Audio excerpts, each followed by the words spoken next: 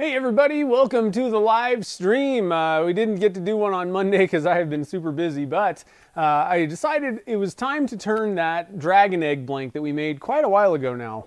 So let me switch views. I'll show you what we got on the lathe. That's the wrong view.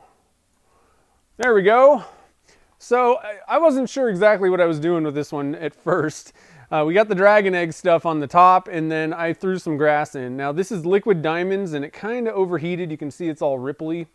And it actually kind of burned the grass a little bit. So my plan for this thing is to kind of pretty much cut out most of the grass, and then we'll turn an egg out of the rest of it. But it should be pretty cool. This is a really cool looking burl, and we had some fun. Actually, I think I did this beforehand. I think this is when I was showing like making dragon eggs, and I had this thing made before, and we cast it on that stream. So pretty cool. I'm excited about this one. So I hope everybody's doing good today, hanging in there. I've been really busy the last few days. It's been kind of crazy. I'm wrapping up that the burl. I think a few people were talking about the man-made burl stuff. So I'm finishing up that video, and it'll be up on Sunday as long as nothing blows up in my face while I'm editing or anything like that. So it should be pretty cool, and I'm pretty excited. That thing turned out pretty awesome, and it worked well. I know a few people were asking about, I think Nicholas was asking, I wonder if it works well, and it definitely works pretty good. You can even make it look like wood. I don't know exactly what kind of recipes you would need to do that, but I think, let's see, somebody, who was it? I can't remember, I'm blanking right now, but somebody actually did that and made some pen blanks with it, and whatever they made, it looked like wood. It was Milan, Mr. Pottersmith. He made some, and it looked like wood. So I'm guessing, like, golds and bronze kind of colors, you can get it to even look like wood. But that silicone, it picks up all the details. So whatever you cast, as long as you can find a nice master, it's going to look really good in the end. And it cast well, it turned well, all that kind of good stuff. So let's stop real quick and see. I can't go through the whole list because I want to get going, and I'm sure you guys want me to also. But let's just kind of scroll up a little bit. We got Nicholas here, and Doug's here, Jen's here, I think. Did I see Jen?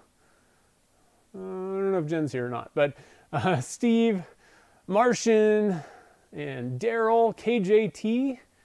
Let's see, who else? Paginate. I'm not sure if I said that right. Sounds like the right way to say it. And Bruce is here. I got your stickers, and I got yours on the way. Dave and Day, I'm not sure.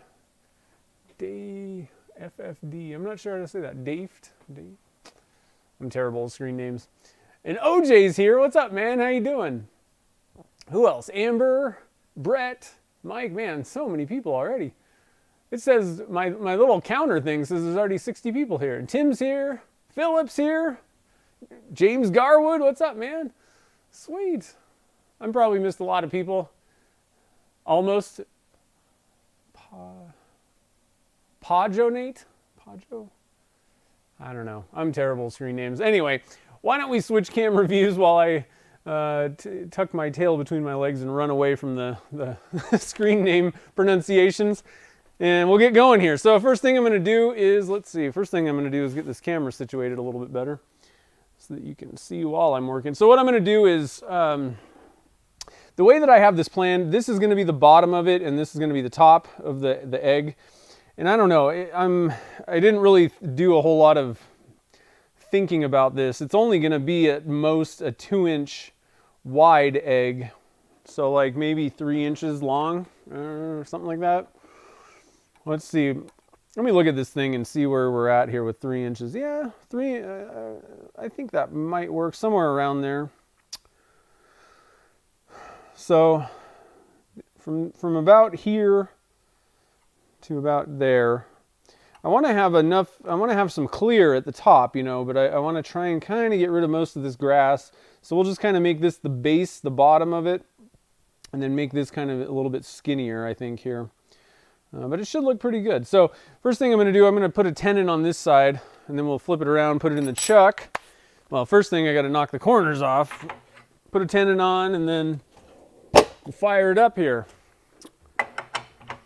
Man, that I'll tell you what, that burl sphere that I've been working on it kind of gave me some fits. I really could not get the like little minor scratches show up because I ended up going with a really dark color on most of it, and it just shows every single little scratch. And I literally have gone through sanding twice, and it's still there. So I'm gonna have to sit here and buff it, do a little bit more work on it to get everything out, but some days they just do not want to cooperate with you. All right, so let's get things fired up here. Get my glasses on, get my mask. Nope, my mask is on the ground. Gotta blow that off. There's dust and nastiness. All right. Here we go. Oh, and let's get a little bit of dust collection. I don't know how much it's going to really do at the beginning especially, but we'll get it in there. Maybe it'll collect a couple pieces. Oh, I forgot my phone. We can look and see. Let's see here. Let's get the chat going up here, since I'm not filming in addition to live streaming. Hey, ad. How exciting. Okay, there we go. The blank looked awesome. Yeah, it's a pretty good looking blank, I think. I'm not super, I don't know. The grass thing, I just kind of added that because it was kind of an odd, I didn't like this bottom. It's just kind of a flat angle. I wasn't sure how that was going to look, so I just kind of tossed some extra stuff in there. Did OJ super chat? Oh my God, OJ! I love the pear guy. He's zooming. Thanks for the super chat. That's very generous, man. I really appreciate it. All right, here we go. Otis is here too. What's up, man? And did I miss anyone? No. Mike McEwen's here too. What's up? Oh, I just closed. Yeah. Hold on. I don't want to. No, I don't. I want to skip the trial. Thanks anyway. YouTube. Okay. I'm ready now. Promise. I'm gonna try something new today. I was talking to Chad Schimmel, and he said that, and I don't have a square one, but I'm gonna try and use this to knock down the corners. The big honker. It's a negative rate cutter, but the bigger handle should kind of absorb some of the vibration, and I'm just going to kind of skew it and just kind of see if we can knock the corners down quick and see how it goes. Who knows? You never know. I think I'm a little low on the... Let's bring this up just a little bit.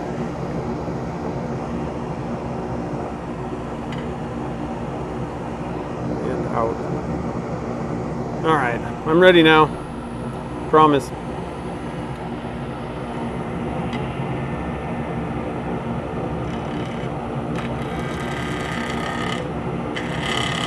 I'm a little high.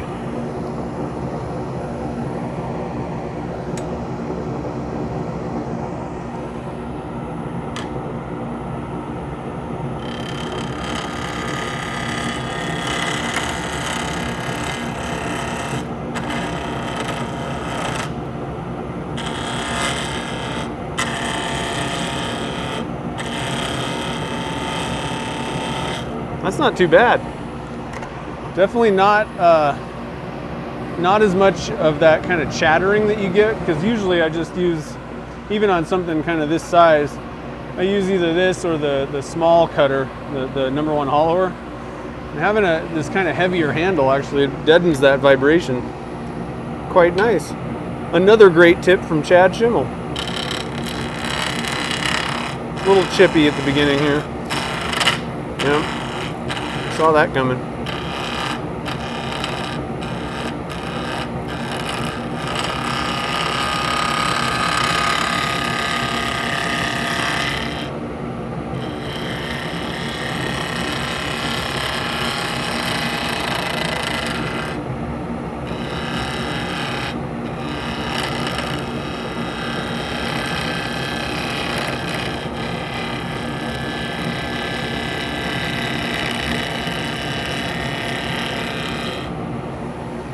angling it, it throws most of the chips. As long as you're going this way, it throws the chips the other way, which is nice. But it's turning fine.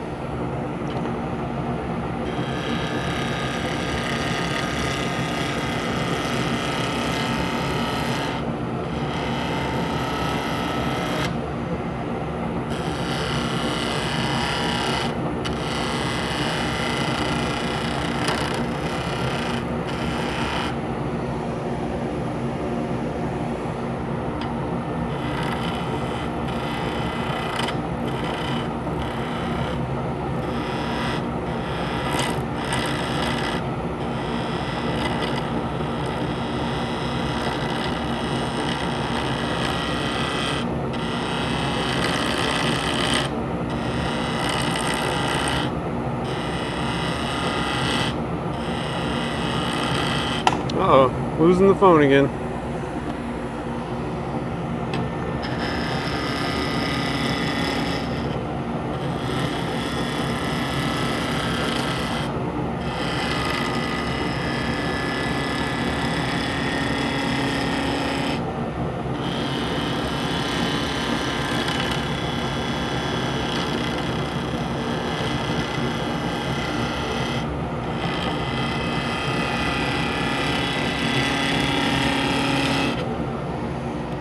Tell you what, I like round blanks a lot better. We're getting there. This might go a little quicker if I had a regular cutter on this. It might be a little bit more kind of aggressive. But at the same time, you might also get a lot more kind of chipping going on. But it's looking cool. This piece of burl is pretty wicked. I got all kinds of colors in it. See the kind of blues and reds and all that. I like having fun with burls. Ian is here. What's up, man?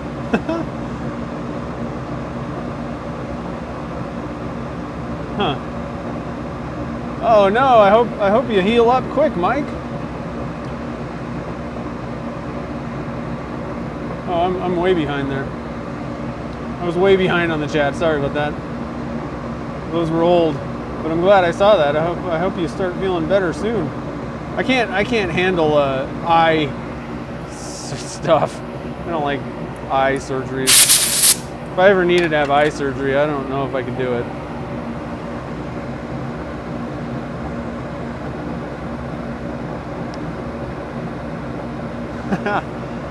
Who did the thumbs down? Somebody didn't like me. Not surprised.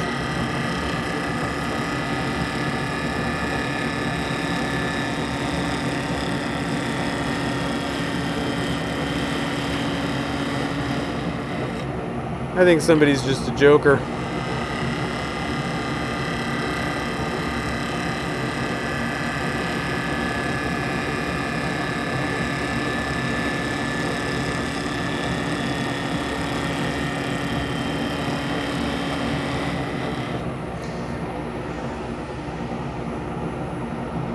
Whole lot of turning, not getting anywhere, just cutting corners off. Jeez.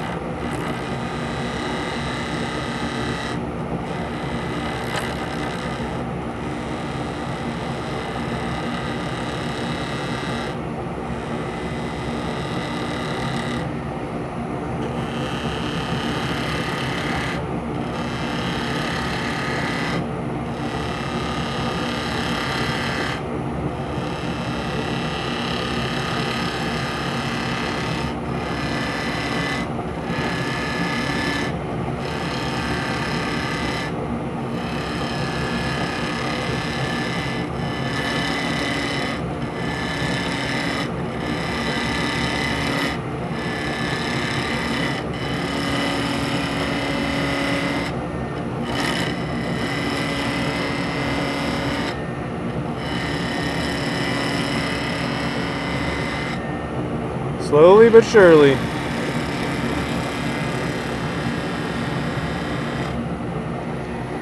We're getting there. Uh-oh, I see a super chat. Hold on. Hold everything. I can't see what it says. I'm gonna go to the computer. Gerald, thanks. I appreciate it. That's very generous. I love the little pear guy. Thanks for the, hey, Toby's here. What's up, man? You get 2 thumbs down on every one of your videos. Yeah, somebody's got to do it, I figure, you know? A lot of people think that it's like they hate the person or they disapprove. A lot of times they just were like, yeah, it's not really what I wanted, so I'm just going to thumbs down it. Who knows? All right, so let's zoom in a little bit. So I'll show you what I'm doing with, I've started using kind of an angled approach with the carbide tools on some things, in some circumstances. So I'll zoom out a little bit and I'll kind of show you. It's nice because you can really do especially with knocking corners down like this, you can really use kind of a more like natural turning motion, you know, kind of the way you're supposed to do it. Let me kind of zoom out a little bit and I'll just kind of show, is this thing zoom, oh, there we go. Look at that. Hopefully you can kind of see what I'm doing over here. A little bit of a more natural motion.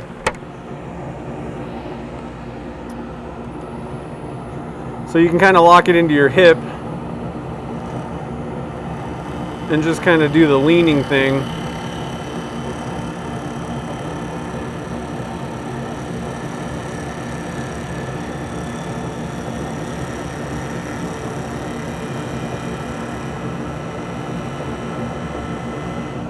And it's pretty smooth that way. You know, I know when I got started, I started out with traditional, you know, your normal kind of gouges and all that stuff, and I kind of got into carbides a little bit later, and so holding them dead flat was kind of awkward, and I find it's hard to do a sideways motion without kind of tipping it anyway. So it's a little less comfortable in some cases. Now, a lot of times I do it that way, but I've started kind of branching out, and especially for something like this, it's much easier to kind of use your legs, your hips to kind of rock, and you're not kind of trying to over-handle the thing. So hopefully that kind of gave you a picture of what I'm doing over here. Either way, though, you don't have to do it this way either, you know. But I think one of the big reasons I'm kind of really pointing it out is I think a lot of people assume that you can't. I always kind of found that I would get some more chipping when I used to do it before they came out with the negative rate cutters. I would get like catches, it seemed like, more often. I'm gonna get a light on this. I know it's maybe gonna kind of blow you guys out, but I'm having a hard time kind of seeing what I'm doing. Just a little light. But with the negative rate cutters, even on wood, you know, or resin, either way, I'm a lot more confident with these things. They just do not catch. I don't think I've gotten one catch ever with one.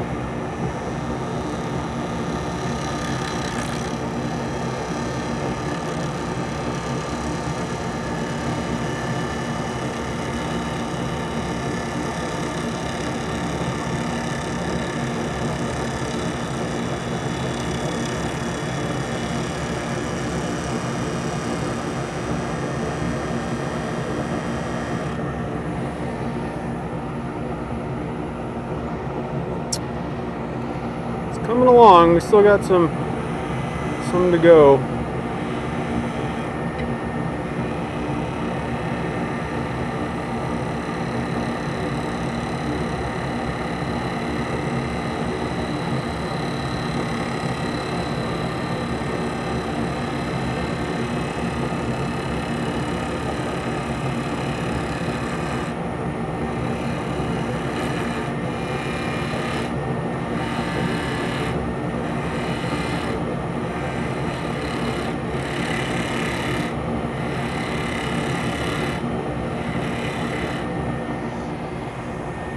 Dust collector does help, but as you can see, it's obviously not collecting all the dust. I'm actually going to turn a fan on as well.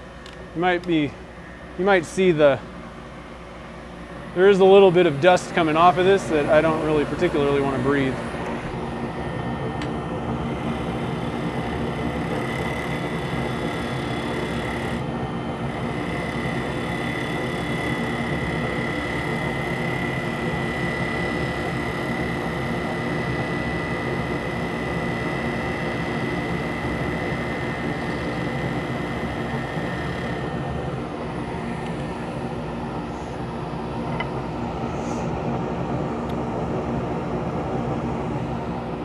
Almost.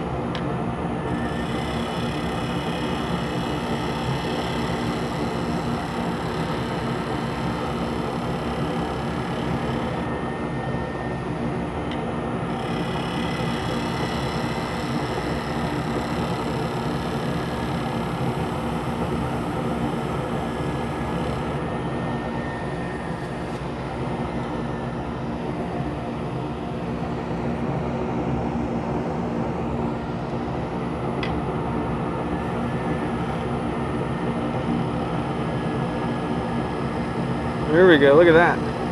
The fan's kind of blowing some of the shavings. Let's reposition this thing to catch it.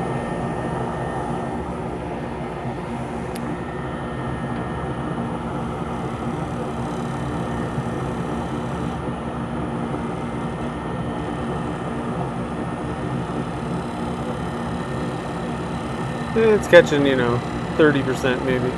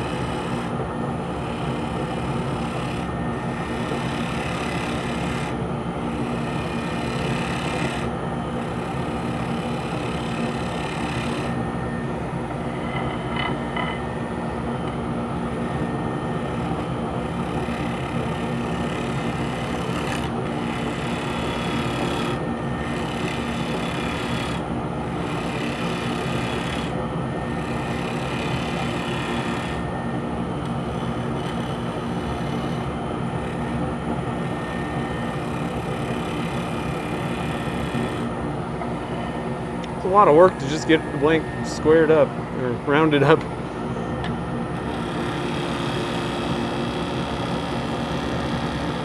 But it's a little harder to cast something like this in PVC, just a little bit.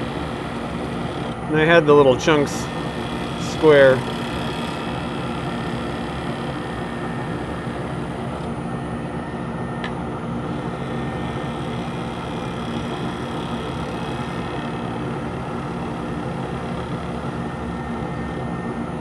Okay, still a little bit to go.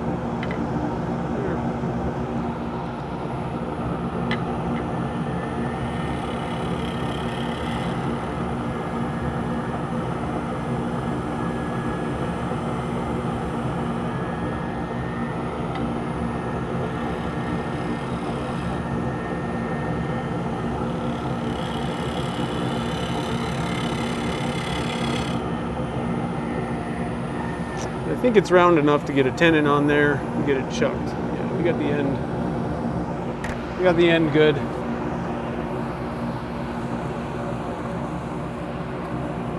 So again, this blank is a Liquid Diamonds blank, and I kind of screwed up. I didn't really think about it. Liquid Diamonds has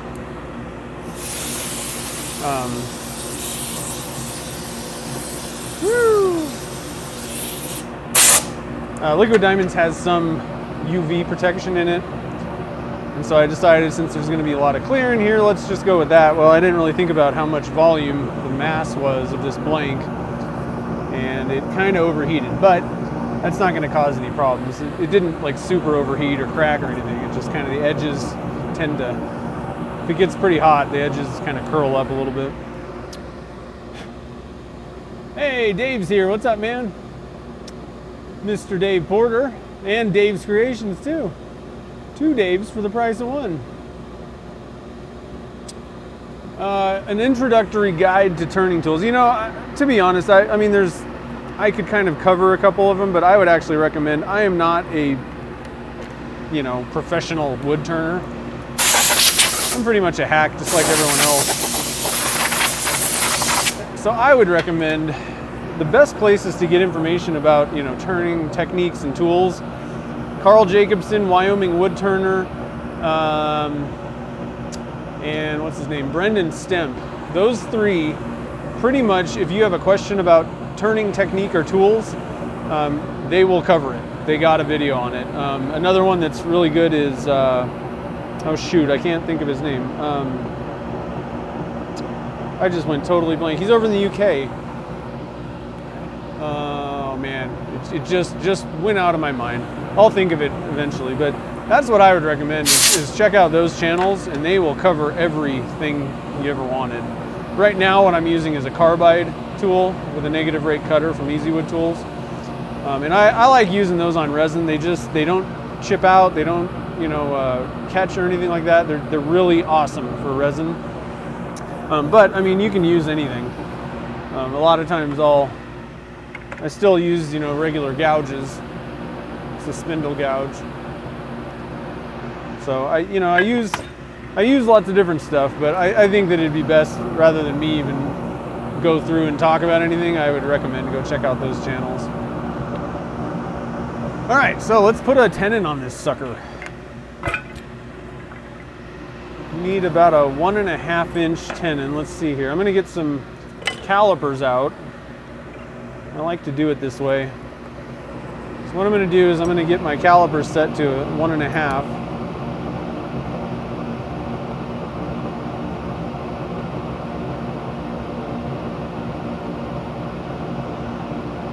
Bigger. I don't know, yeah. So we're at 2 inches. It's a 2-inch blank. Now I don't do it where you hold the calipers and do that, because they're pretty sharp, and I don't want them to grab onto the blank. One of these days I should probably like grind these off, and then you can just do that. But I don't do it now, so it's no big deal. I'm just going to use the regular, whatchamacallit, parting tool here. Whoa, shaky cam.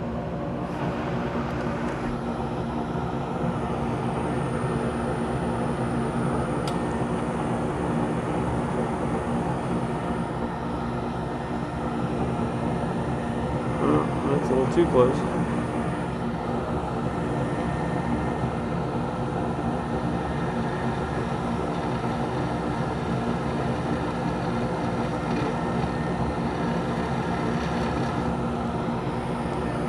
And I'm just going to keep checking this. I'm not there yet, but just keep checking the tenon until I get there, and then widen it a little bit, and then put a little bit of a dovetail in there.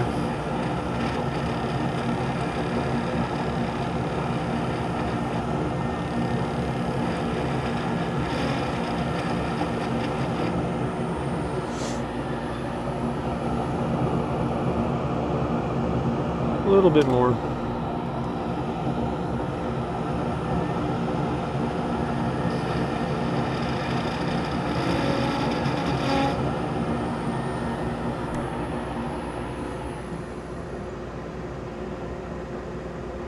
Yeah, there you go, Mike Walt. There it was.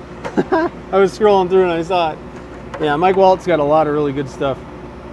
And there's tons of other people. It's just, I'm really not. If you want to know about resin casting, I can explain that. I turn for fun for the most part, and I'm not necessarily the most amazing wood turner on the planet. There we go. We're pretty good now. So I'm just going to widen this just a little bit more.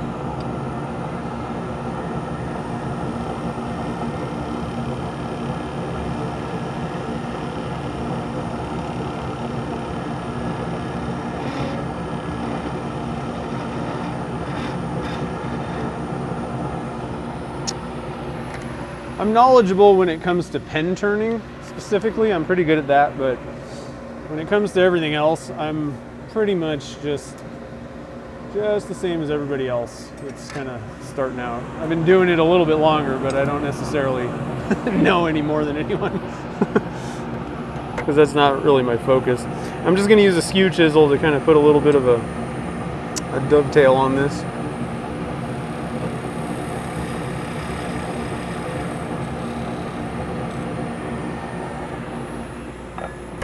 All right.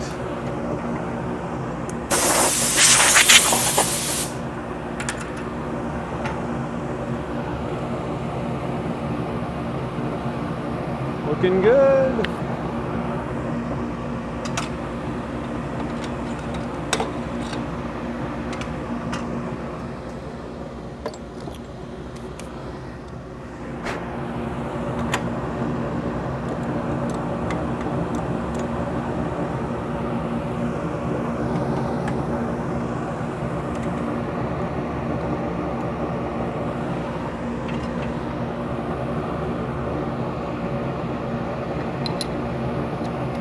Drop that thing.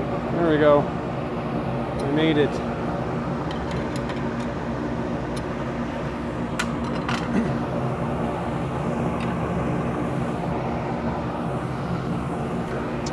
All right. So I'm going to get you guys kind of head on and re-explain a little bit about what I got planned here, sort of. I don't have a master plan or anything like that, but I do have a general idea of what I think I want to do with this thing. And I'm going to turn my dust collector off for now. It's just loud in my ear. I don't like it. All right, so we'll zoom in a little bit here. Try and get that centered a little bit more. All right, so what I'm going to be doing is the base is going to be on this end, and then I'm going to make the egg kind of the tip over here. So, and I don't really want a lot of this grass, so, you know, it's going to be a little bit more on this end of things. I'm going to actually put a couple lines on this. I don't know the exact dimensions, but it's about a 2-inch blank diameter. And I'm just thinking like a 3-inch long egg. That seems like it might be reasonable. So I'm just going to kind of look at this thing, kind of figure out. I can tell where I want it to start because I don't really want a lot of that grass stuff. So somewhere around in this area. Let's just put a mark there and there. And we'll go with it. And if I decide, I can probably slightly change things up as I go if I really think it's necessary. But I think that should probably do. Sometimes it's good to not really stress out about it.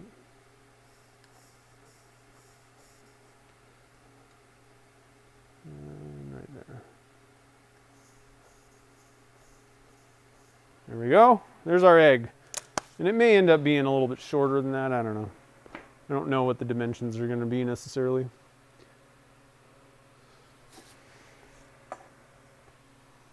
Try and get you guys in here. That's not a bad angle. I don't think you guys are going to be in my way either, so with the camera. I'm going to switch out. I got a 6-inch tool rest that I think is going to work a little bit better.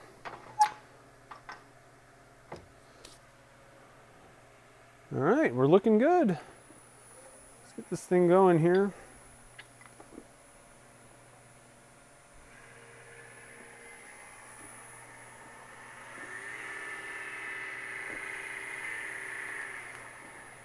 I'm going to stop and look at the chat, see what you guys are talking about, see what you guys are saying.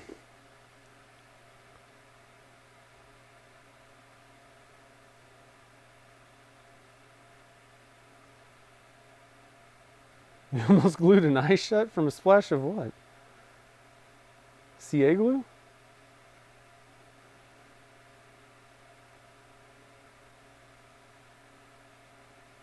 It's snowing. Oh, in my shop. Actually, that's kind of funny because it literally snowed a week ago in the mountains here. This has been a nice June so far. I hope that the summer doesn't turn into a hellish nightmare.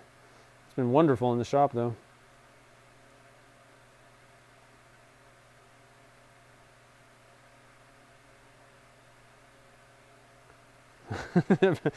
About getting into woodworking, slightly cheaper than drugs and gambling. Slightly. But I don't know anybody that actually went to jail because they got into woodworking.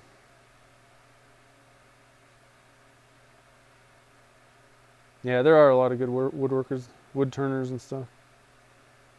Yeah, I have too. I mean, I actually, I mean, if you guys want to see, there's CA glue all over my tool rest, or the banjo, I guess is what this is, from me kind of splashing it all over the place. All right, let me switch gears. I'm going to put my tools away. We're going to pull out the, I got some cutters on order. Let's try the CI3 for now. I got to be honest. I really do like the number 1 hollower. It's probably my favorite go-to. But I do need a new cutter. That is for sure. All right, so I'm just gonna. I got a little mark. I marked the side of my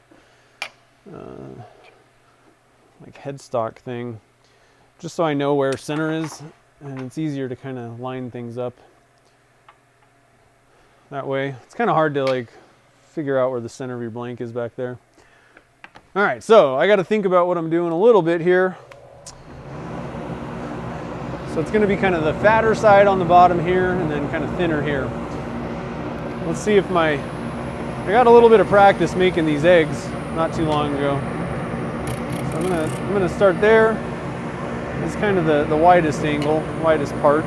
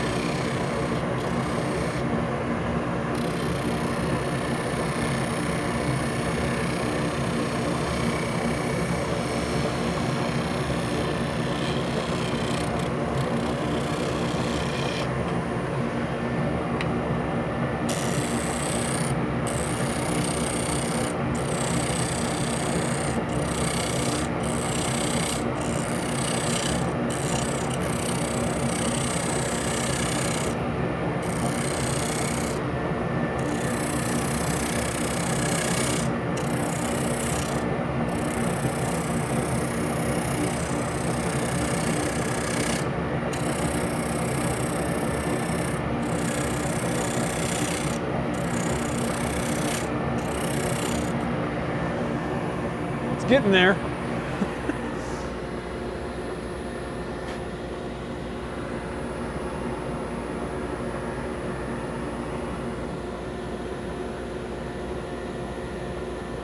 Yeah, hey Jen, can you put a link to Julie's channel if you're not busy, or Doug?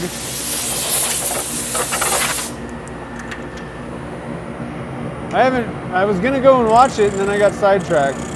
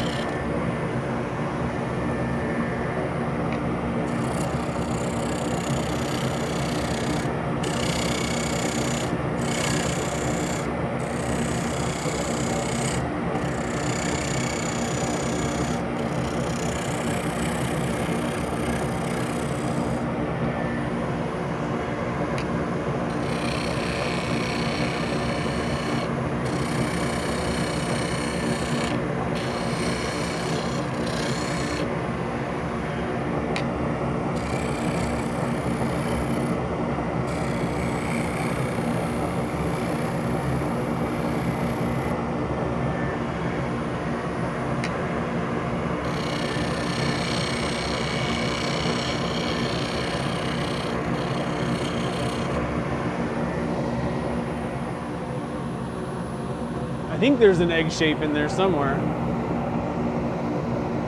It's kind of an interesting piece. Looks like a little barbell. We can do a little bit of working out here.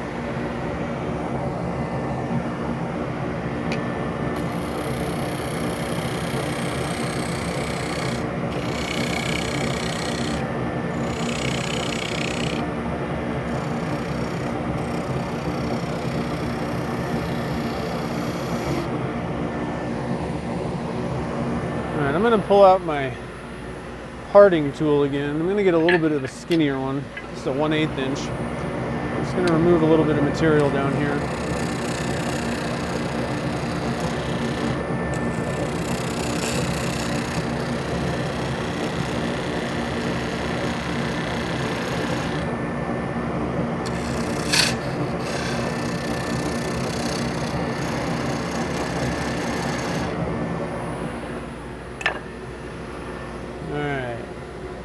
You get that link in there? Nice, the big 50. Sweet. Hey, thanks, Doug.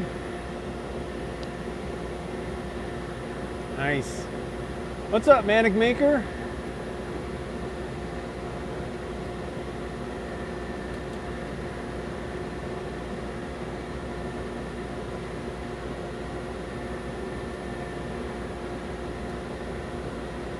Huh.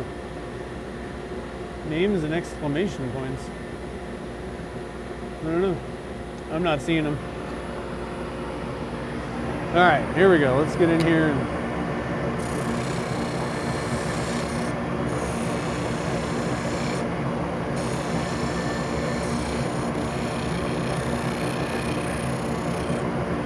the egg shape is kind of hard. I don't know. It's hard to picture in my when you got the blank on the lathe a little bit. Let me get some more of this material taken away.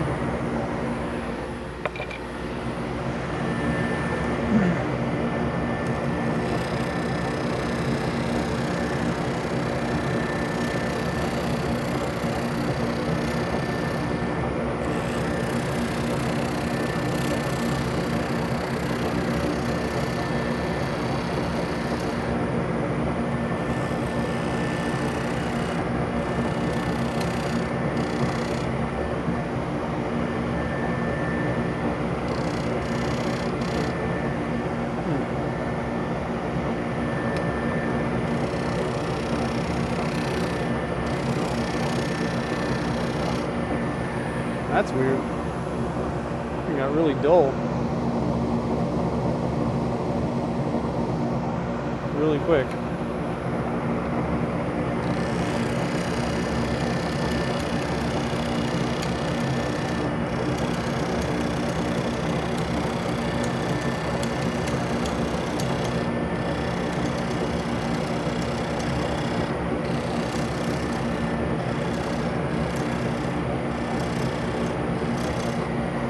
All right, now I got some room to work here.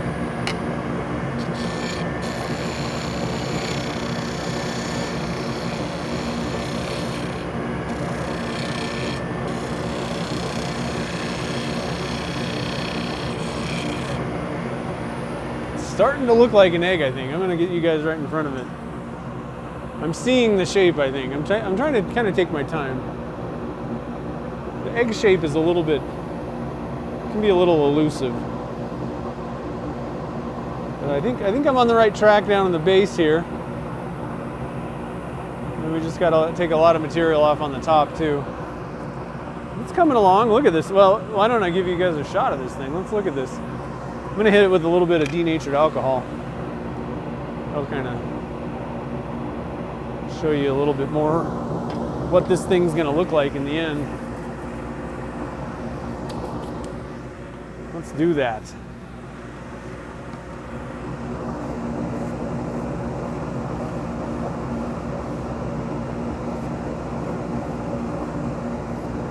These colors really pop when you get it wet, the wood. And you can't really see the inside because it's still kind of jacked up, but I think this is going to work pretty good. We got a little bit of grass, that's okay. I think that'll actually be kind of interesting as the base on the bottom, a little feature. So far, so good.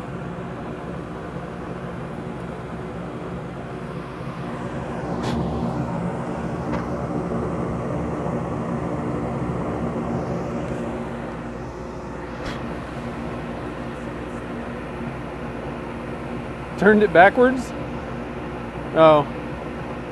Yeah. I don't know, I guess. I don't know. I never really thought about it.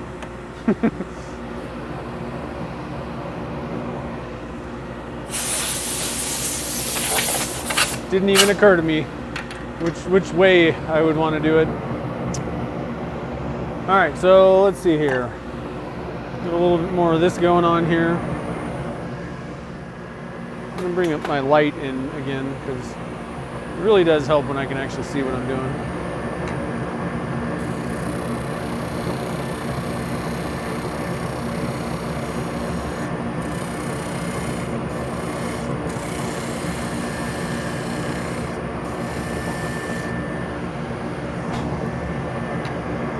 I don't really want to take too much off on the bottom just yet.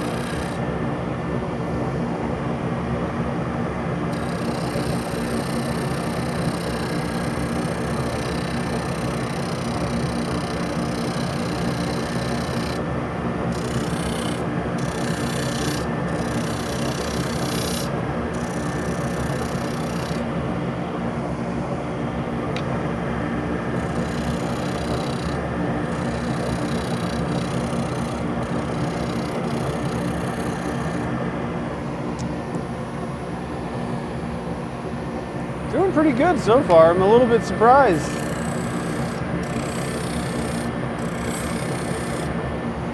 All right, let's get some of this material out of the way. But first I gotta sharpen the tool because it really wasn't having it. I guess that's what you get when you're using a Shopsmith brand parting tool. Should probably get a new one with better steel in it.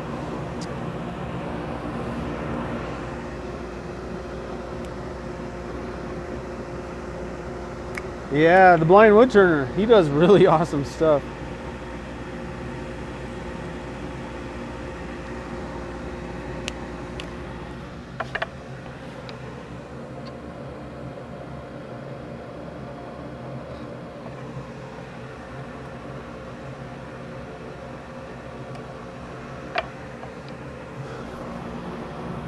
I guess in the meantime, let's swing this thing around so you can actually see what I'm doing somewhat, just so you're not staring at nothing.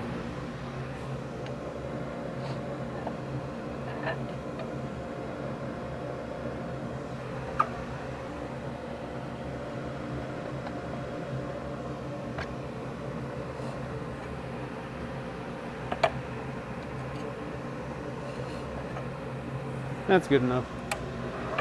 Close enough.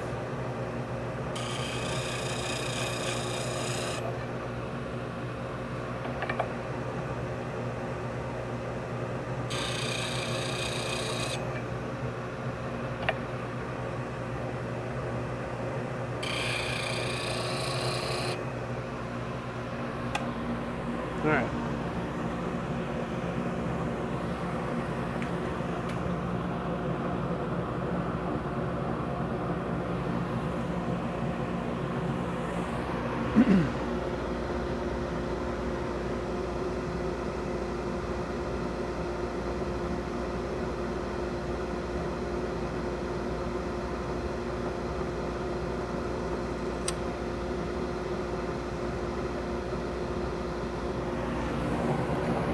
Okay, here we go.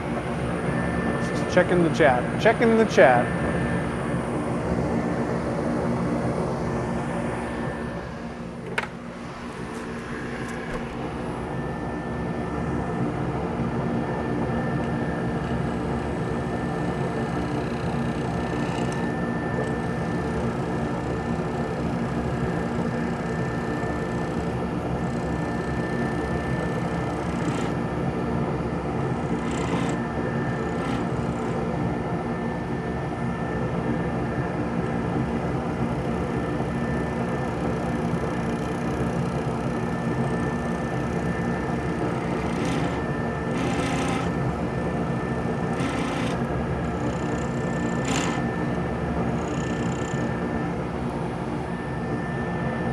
one more.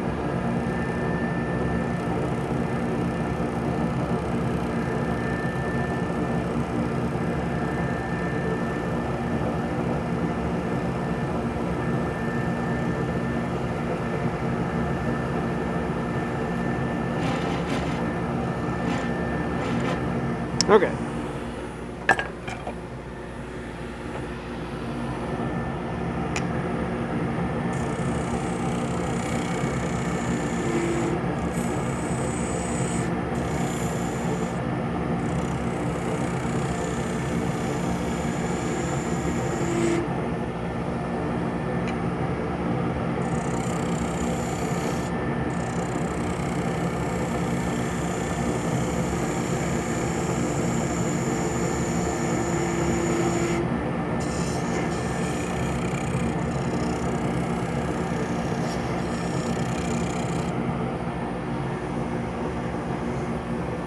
So close.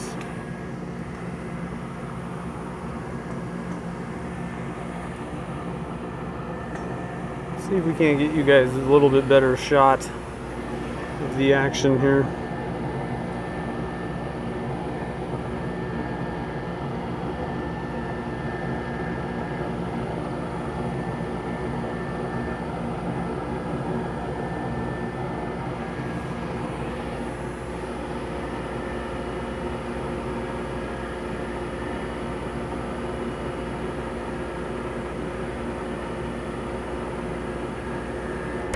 Oh, nice! You did the spin gems. That's awesome, Chili. Are you on Instagram or anywhere? Where can I see what you end up making with them?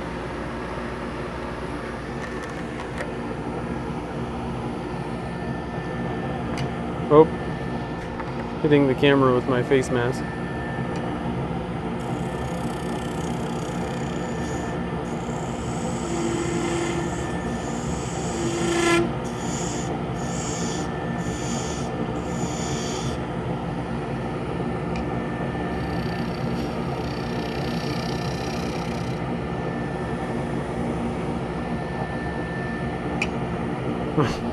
I keep hitting the camera.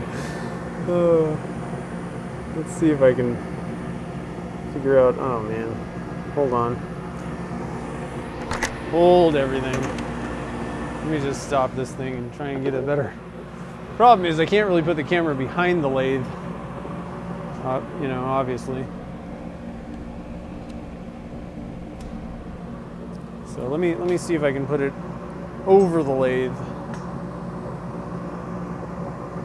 You guys kind of directly above the blank somewhat. I don't know. We need boom arms like Carl has.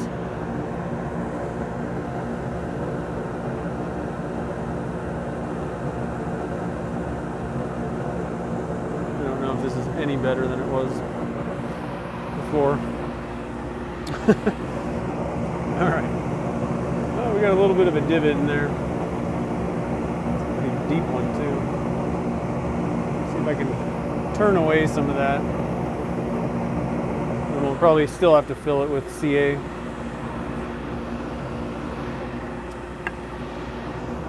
Where'd my tool go? Here we go.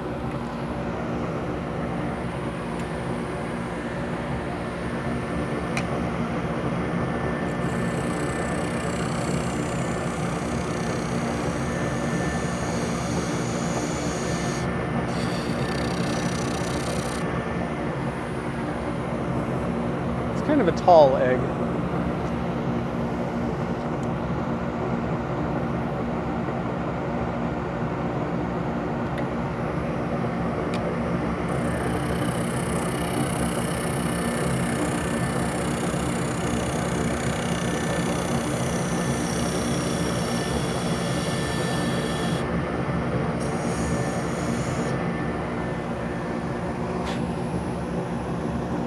Slowly but surely, we're getting there.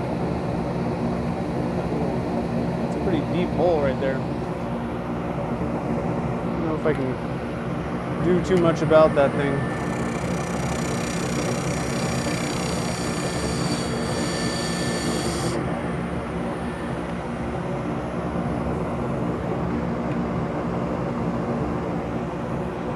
Let's fill that right now while we're staring at it. That's so deep, 5-minute epoxy might almost be better, but that takes longer.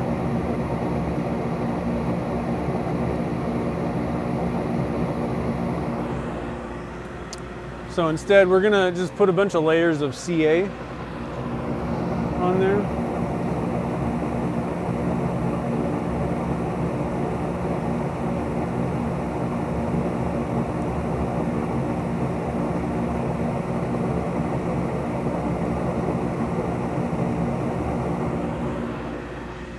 I'm just using the gel style CA. Usually fill holes with that. That way it doesn't run or do anything. Thick would probably work just fine as well, but kind of got in the habit of using that gel.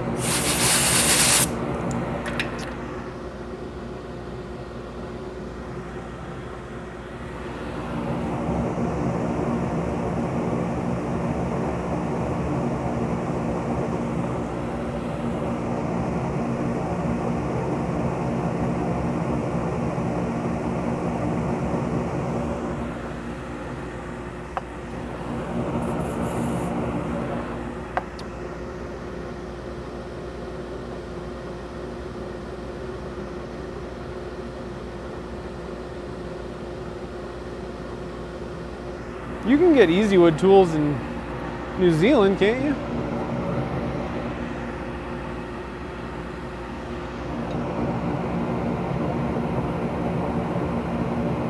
All right, so I'm gonna just kind of, I think we're pretty close to having that thing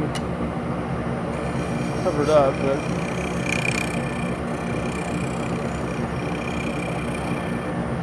let's just take a look at it here. Still a little bit of a divot, just a tiny one. That I might be able to actually turn out.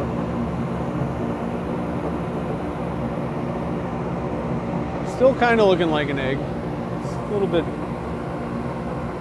it's getting there, it's close. I think I need to kind of cut this thing off and then that'll look pretty good at the top. Do a little bit of smoothing out at the bottom.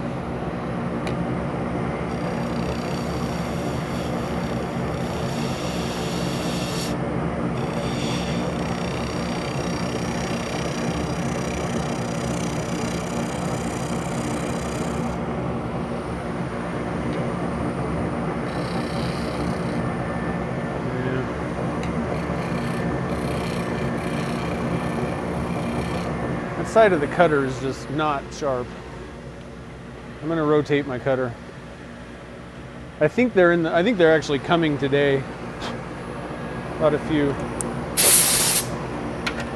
replacement ones.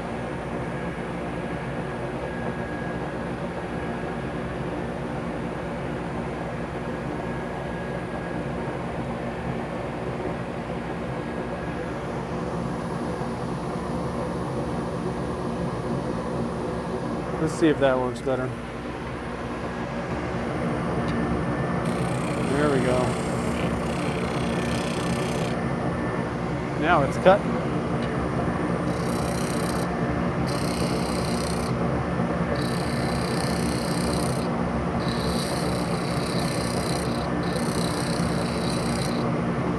Sort of.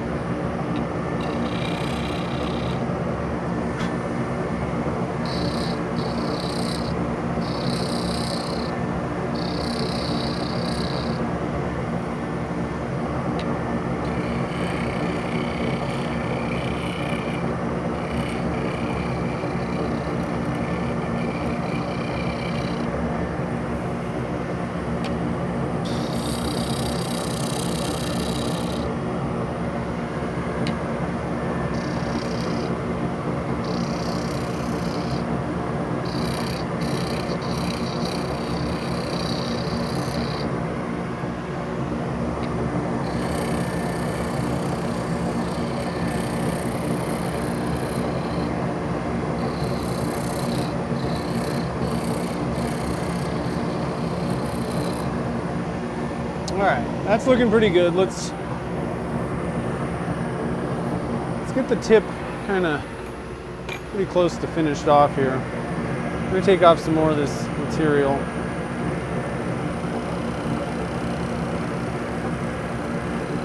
Love it when it just gets sucked right into the dust collector. That's great.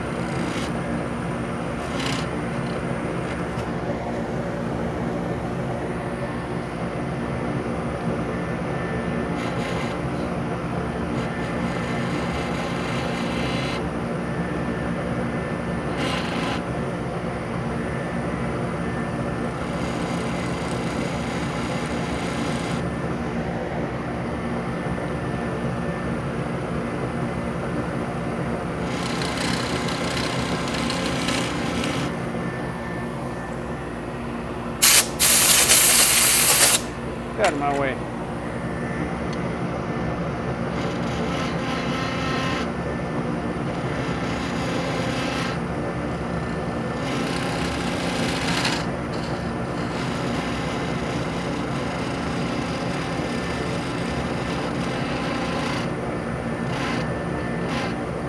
Okay. I wasn't going easy on it there.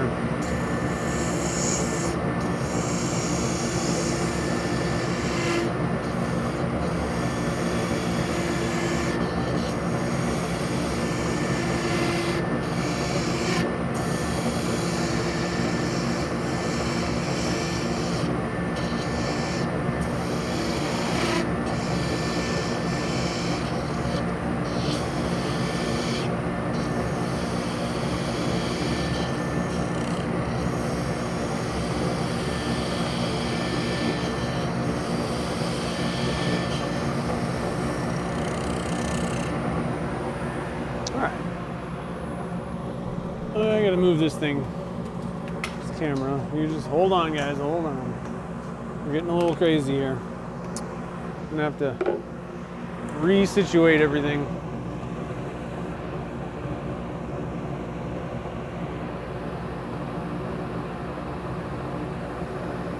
All right.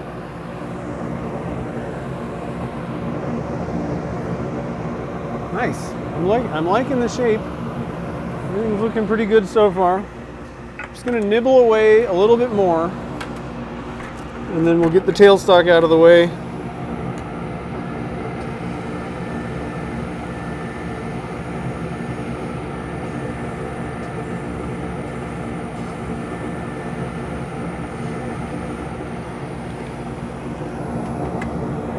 And part this thing off.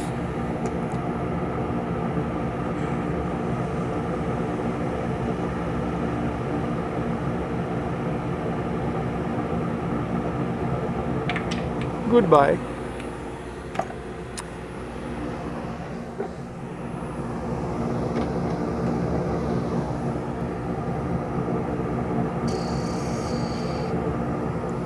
It's like a little bit low.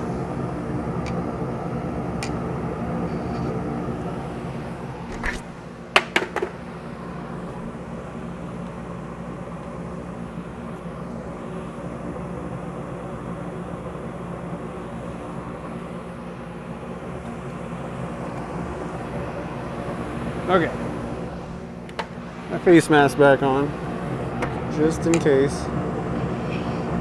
Still just a little tiny bit low.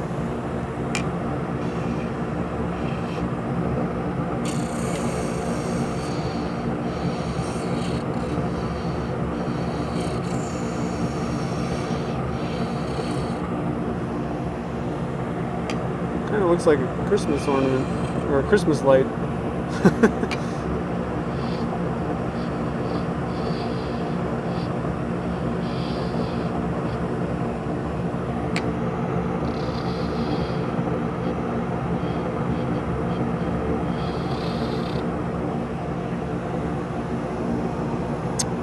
I don't know, I think I'm pretty happy with this.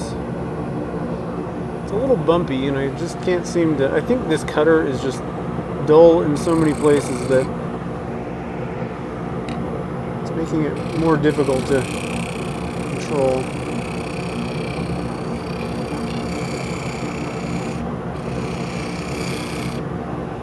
Makes it tough when one side cuts better than another. Yeah, that's working pretty good.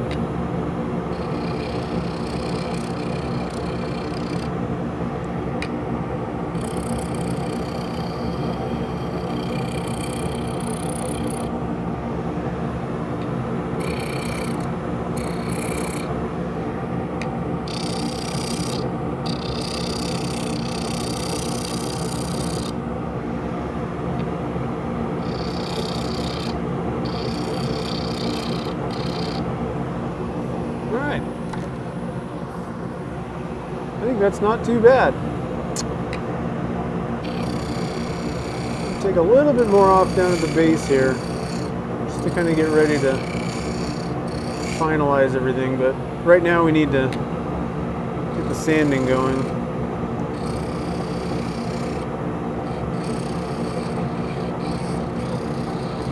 Trying to get everything kind of as smooth as I can get it. I think I am going to have a good amount of sanding to do here to get everything smoothed out. Some days, it's just how it goes.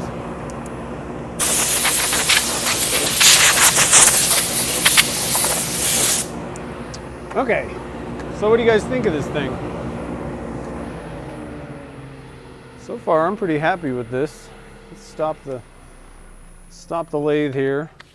Get you guys in. Take a peek at it. We got some tool marks, got some bumps and stuff. I might try to see if I can smooth some of this out with my CI3, I think is what the name of it is. The micro, the bigger one. Just try and see if I can kind of smooth some stuff out. But I'm pretty happy with this thing. Not bad. Maybe not the best egg I've ever made, but not too bad. Looks kind of, like I said, it looks like a Christmas ornament.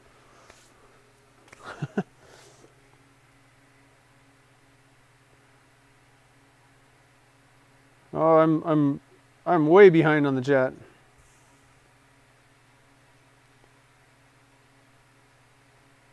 Nice. Well, welcome, Irma. I'm glad you were able to join in. That's cool. Some days are just made for 80 grit. That is true, especially for me. Tell you what though, it is a lot better if you can start sanding at a higher grit. So let's get a little bit of denatured alcohol on this thing and see if we can kind of get a little bit even better look at what this thing's going to look like here. It's going to be pretty cool looking, I think. Look at that burl. It's pretty cool. There's a little window. You can kind of see the inside there. Yeah, once we get this thing sanded up, I think this is going to be a good one.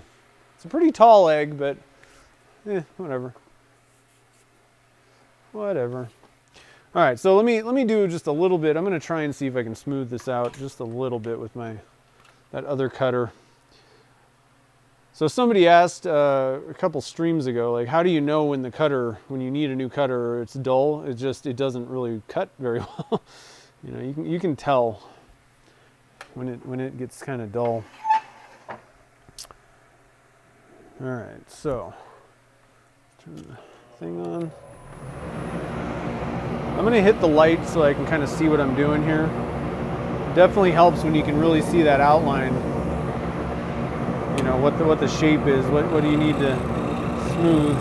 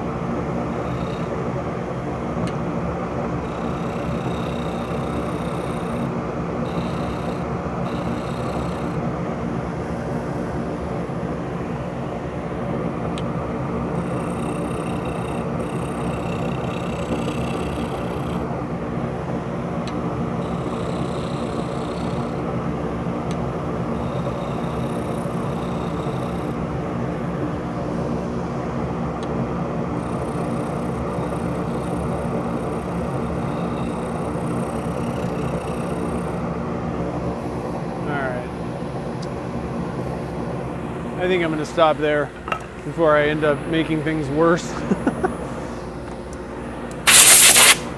All right, let's do a little bit of sanding on this sucker. I think I can maybe get by with starting at 120. I don't know that I need to start at 80. But if it doesn't seem like it's really doing anything, then we'll drop down. I think 120 will be all right. The burl's going to sand a little bit slower. You know, it's wood, so we'll see. Let's see what 120 does. I think 180 would probably be, I'd be sitting there for a while for sure with that.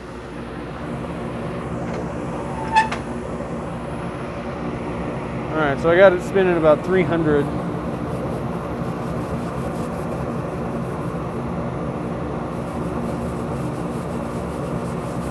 Yeah, it's bumpy. It's a bumpy mess. That's okay. I tried.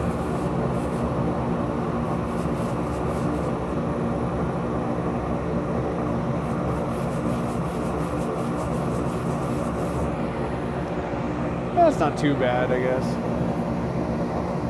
Seems worse than it is. This ought to go pretty quick.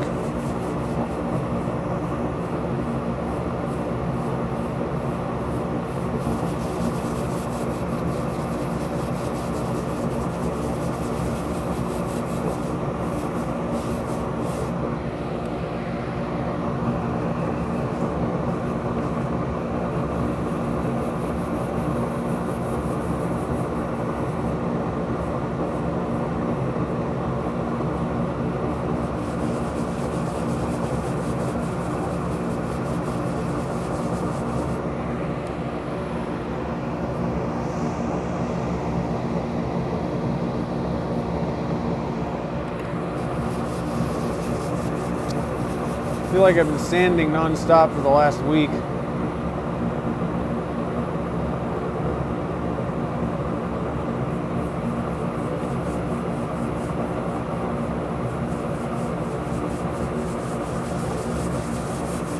That sphere, the fake burl sphere, that thing gave me fits.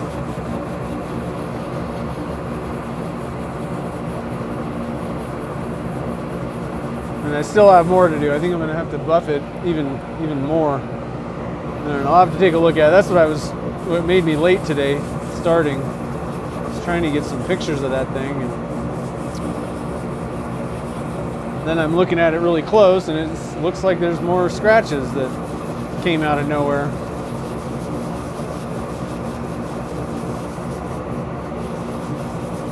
Some days it just doesn't work. All right, I think we've gotten most of my tool marks out of this thing. I'm gonna need to take some of this material off on the bottom here. It's in my way. I think I can get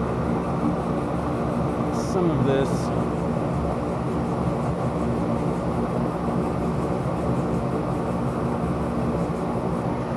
No, all right, so let's get some of that material out of the way.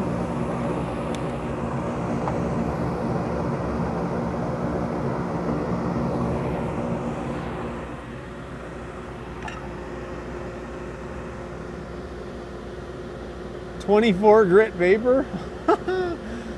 Oh man. Thanks, Doreen. I appreciate it. The 60 grit cutter.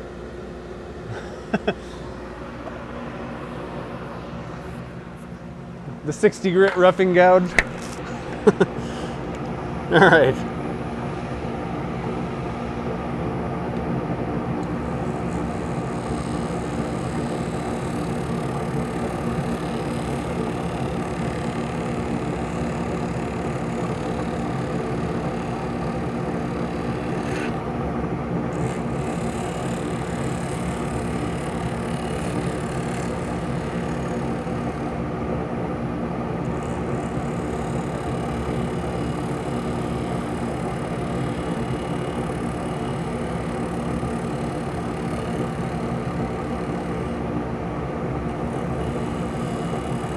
I'm just going to take a bunch of material off here.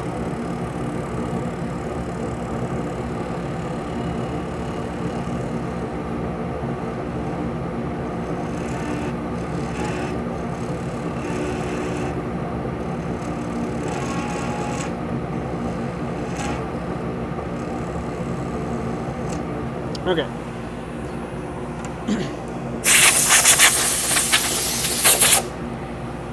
Still should be enough material to be strong enough, but not in my way. I'm going to do a little bit of shaping here, just to kind of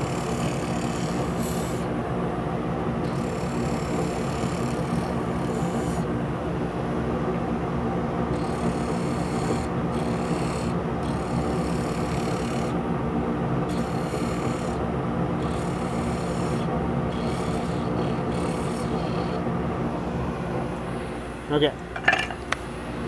We're on the right track.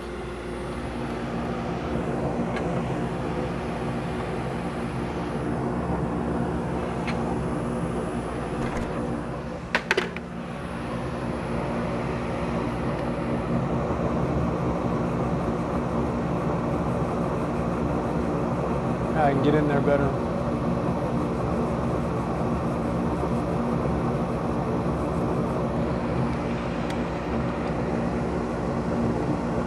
Tell you what, I really like having the reverse feature on my lathe. Comes in so handy sometimes.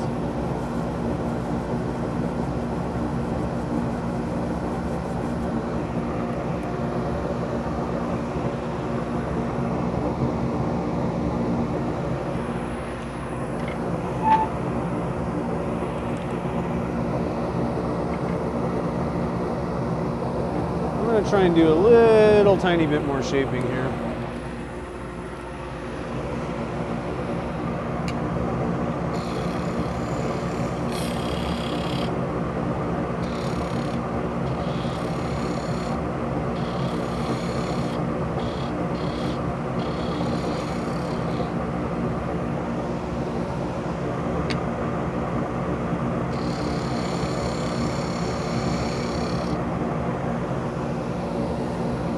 I want to get it as close as I can.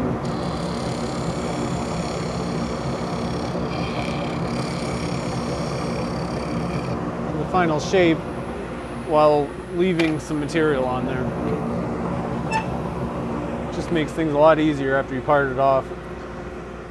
All right, 120.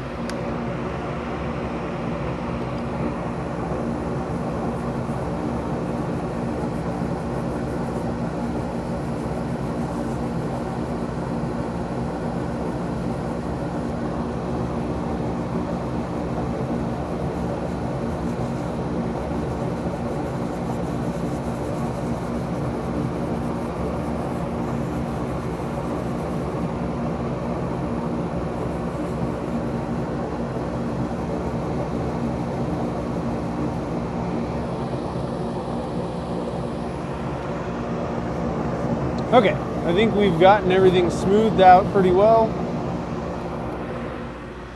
I'll wipe it off with a little bit of denatured alcohol again.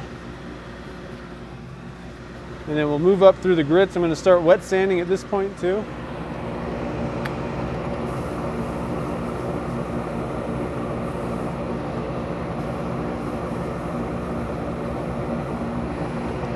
Woo, that's pretty.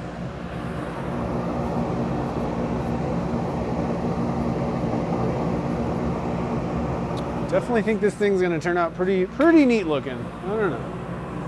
Oh, sorry about that. You guys can't even see what it looks like.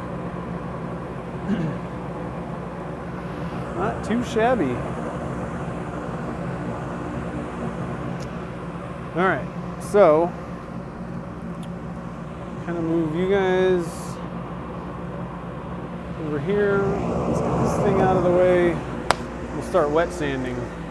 So I don't have to listen to that thing anymore.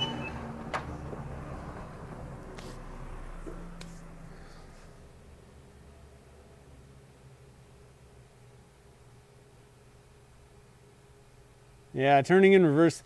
I actually used that the other day. I made some cup centers. I don't know if you guys, some of you guys might have known, I don't know. I mentioned that I didn't really like the cup centers, like all those Chuckies and all, you know, all those stupid things. None of them seemed to, it seemed hard to get spheres lined up. And so I ended up actually making some cup centers, and I put some O-rings in there And it's just much easier to turn it in reverse and just kind of hollow out this little doohickey. Sometimes bowls are easier to turn on the other side. So I really like that reverse feature. I think, I don't know, if you're halfway serious, you think you might be halfway serious about turning, and you're looking to get your like first lathe, it's really nice to have one that has that. Fortunately, that kind of puts you in the, more expensive range. But I think it's well worth it. I really don't like cheap tools that don't do anything. Much rather just spend some money. All right, I'm gonna get some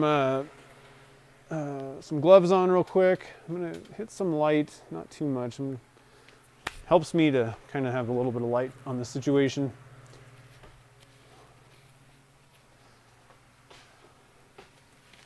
Yeah, changing belts is the worst. That is the worst part. That's what I like about this thing. And that's what I really liked. I was interested in the Novas for that reason, with the DVR motors. Fortunately, I had a bad experience with their products, but either way, just a big lathe. I can do everything on the high belt with this thing. Makes things a little bit easier. All right, so 180 grit. We started with 120. We're going to go with 180 now. I'm going to get this thing wet. And we're going about 300.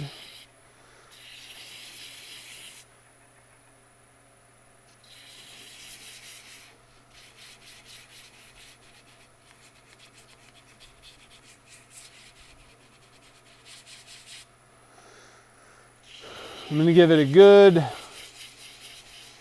once over with this 180. Make sure that we got all those 120 grit scratches out when I was sanding dry. Sometimes you can kind of burnish scratches in there, if like dust particles kind of get trapped in the grit when you're dry sanding, even wet sanding, I guess. That's the nice thing about wet sanding, is it's just far less likely to get clogged to the point where it can, if little hard plastic particles, if you're rubbing it into the blank, you kind of burnish scratches in that don't necessarily appear until the end. And I don't know if that's what happened with that sphere or what, but it's a pain when you just can't get scratches out. It's always best to just give it a lot of time on each grit. Make sure you've gotten all the previous grit scratches out.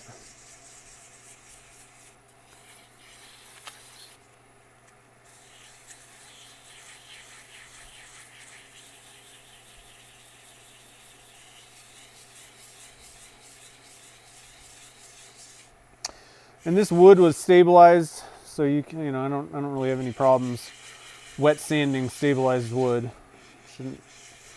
Shouldn't cause any problems. It'll soak in a little bit of moisture, but you just blow it off and it dries out quick. Just really nowhere for the water to go once it's been stabilized.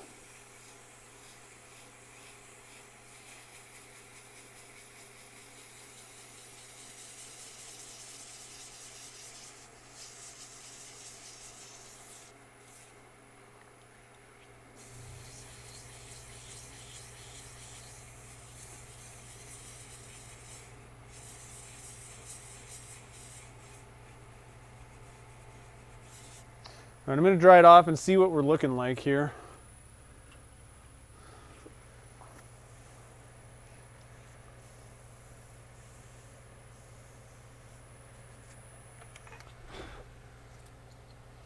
Really helps when you're sanding to have a raking light, and get it, I'm gonna try and get, I don't know if I can get you guys a camera view of this or not, but if you get the light kind of shooting towards you, you can see the scratches. Now, it may be kind of blown out, but I don't know. Let's see if we can't get you guys a shot of what I'm looking at.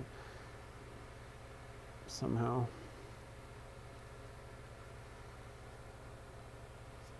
Yeah, it's kind of blown out, but you really do need to have a really bright light. There. Kinda. It's a little bit too bright on the camera, it looks like, but maybe if I kind of angle. I got things glaring at me, lights. Yeah, you can kind of see it. You know, it really helps to have. There we go. Look at that. See how you can really see the surface. You need a raking light to and it's, you know, at this point the scratches are so deep you don't really need a big light on it. But when you start getting into the finer ones, it's really hard to see some of the fine scratches, and you really need to have a high-powered light behind it shooting towards you. Otherwise, you just miss it until the end, and then you're like, oh, wow, this looks terrible. You know, which is what can happen if you're not really paying attention. So I'm not going to keep this thing on the whole time, but another thing that I kind of like to do, and I don't know, you know, I don't necessarily know if this helps or not. It seems to, whenever I'm sanding stuff. Well, one thing, if you sand the opposite direction on the next grit, then, you know, you're taking out all of the radial scratches. And I think it actually is good for plastics to do that. It kind of helps. So a lot of times I end up not doing it. But one thing that I do like to do is just kind of hand sand a little bit.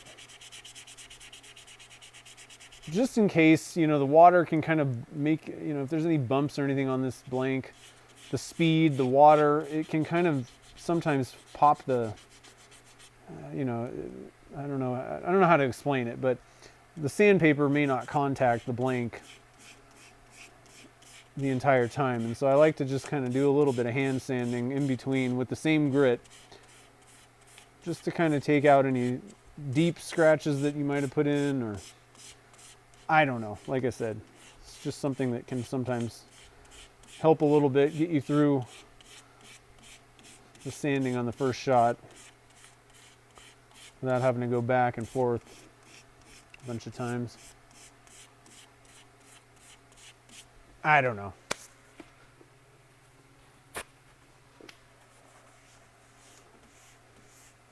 I do like to wipe off in between grits. It just, that way you're not getting, although I'm getting stuff all over the place at this point. It's all over my papers here. I'm going to wipe these guys off here. These ones are new. I don't know about that one. This one is though. I want to make sure that these guys are kind of hidden. All right, 180, then 240 next. Where are you? 240. 220, I guess is what it is.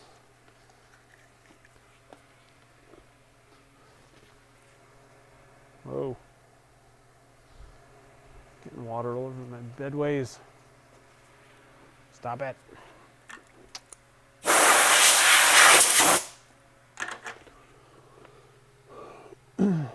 Yeah, that's water that I'm using. Yeah, you could use all kinds. I've seen people use like wax, oil and wax mixtures, like this Howard's Feed and Wax. That's what Carl Jacobson uses a lot on wood or whatever. You could use something like that. I don't particularly love oily things myself on resin. You just got to clean it off later. But yeah, you can use pretty much anything. Where'd my paper go? There we go. All right, so 220.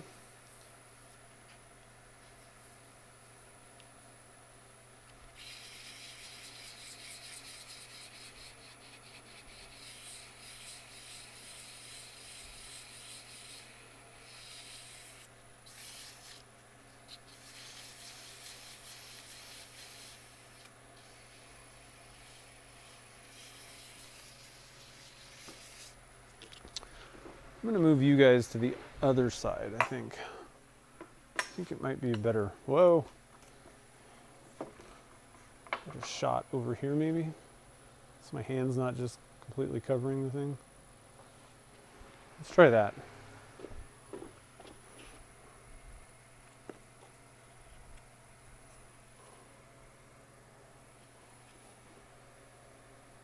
There. That looks like a better shot. What do you think? I'm gonna bring the phone up here and I can see the chat while I sand.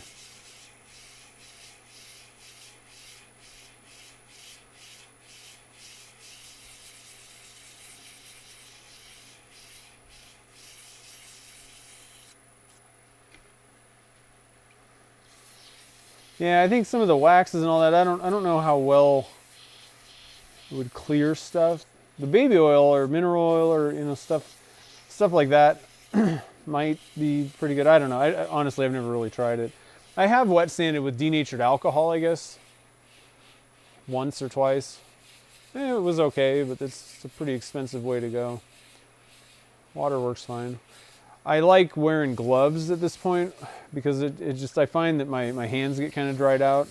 And I think that's one of the things that a lot of people like, using those, like the pastes and all that stuff with oils and waxes in it, because it's not so bad on your skin. But I don't really like those things in the first place, so I'd probably wear gloves anyway with those. I don't want greasy hands. All right, I got to move all these things because I'm getting stuff all over the place. I don't want stuff everywhere. I'm also going to turn my fan off because that's just going to dry the water out quicker. All right, so this 400. Let me just move some of these things because what is this one? 180.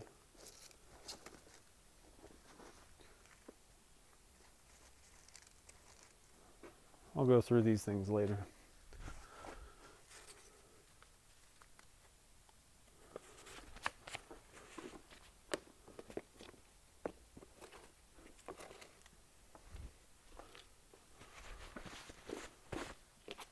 All right, so we got some 400, 180, 400, 600, 1,000. Oh, I lost my 600, I think. So here's a 600. And we got 220. Okay. We got things sorted out. We're all right now.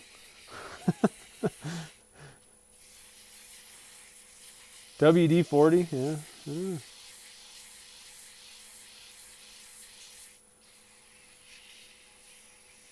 Yeah, denatured alcohol will work. It's pretty expensive to wet sand with that.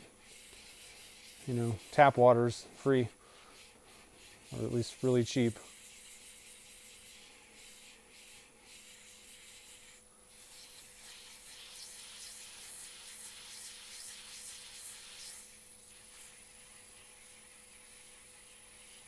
Yeah, it does evaporate pretty quick. Mineral spirits, that doesn't evaporate as quick. That would work. But, you know, like I said, I think I was using denatured alcohol when I was sanding something that had resin and non-stabilized wood in it. And so in that case, I would actually rather have something evaporate quick. So that's why I used that, I think. But I mean, for most things, if you're doing something like this, water is probably, that's kind of your best bet. Best way to go. Now, one thing that I've never really delved into too much is sanding sealer. I don't fully understand. I mean, it's basically just lacquer. So I don't fully understand that. That I think can help though, because I think I understand the idea with that. On open grain woods, it kind of fills that, and even with resin, it seems to make sense that it probably kind of fills those cracks, which is going to make things a lot easier. You know, if it's filling the scratch marks, the deeper scratch marks, they go away. And I think it's pretty easy to sand. But I know Doug and Jen and a few other people, probably quite a few of you guys have used sanding sealer. I've used it like once or twice. I don't know. I don't know how well that works for resin. Seems to be, you know, I think it was intended for open grained woods to fill grain on wood, but I don't know. I wish that there was a very simple way to get glass-like, without a whole lot of sanding. I don't know of any way that doesn't involve, paying your dues on your piece, sanding it. Every time I've tried one of the, this cuts out like 3 steps, it ends up not really working for me.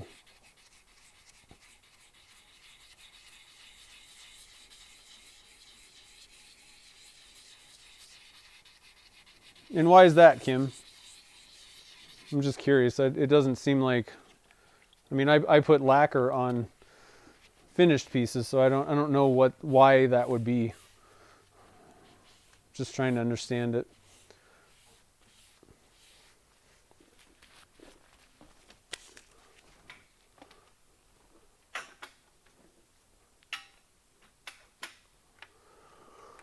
All right, so let's hit this with the light and see what we got going on here. It's looking pretty good so far. Okay, I think we're doing good. So let's see, 220. Let's see, where are we at here? Is this the 220? Yeah, let's put that away. Let's move up to 400.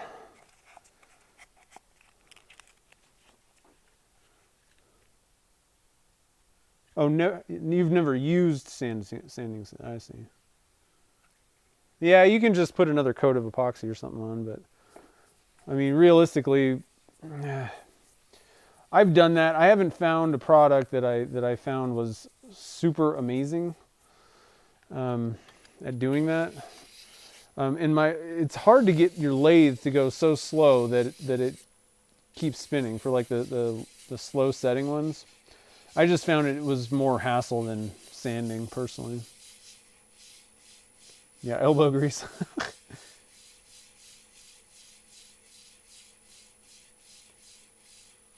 Yeah, sanding sealer, like I said, it's a grain filler basically. You're just putting finish in between the grain so that it fills that and you're sanding a smooth surface.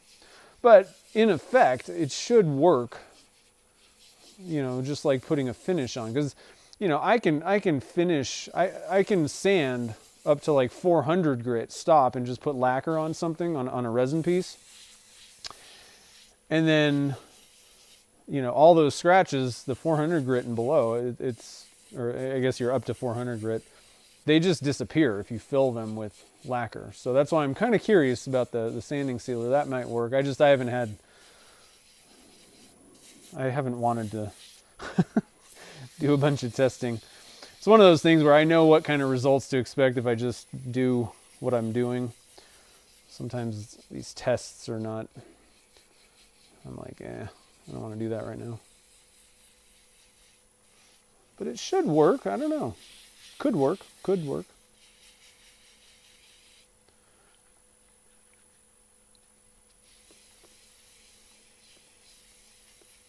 Yeah.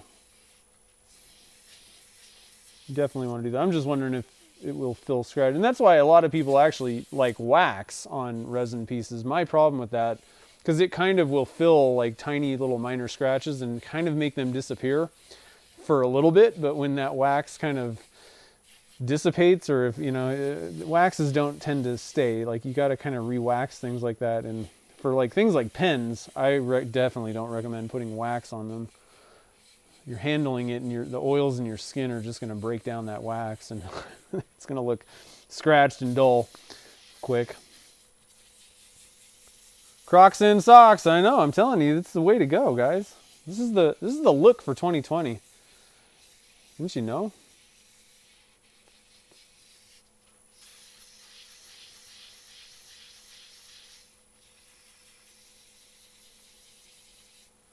All right, so I'm going to stop this. I think that was probably pretty good.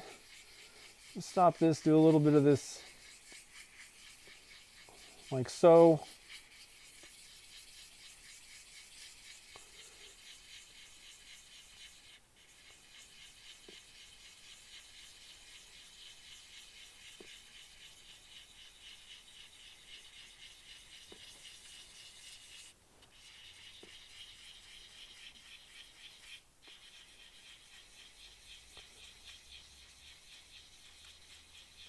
Man, that burl is wicked. Can you guys see that? Look at that.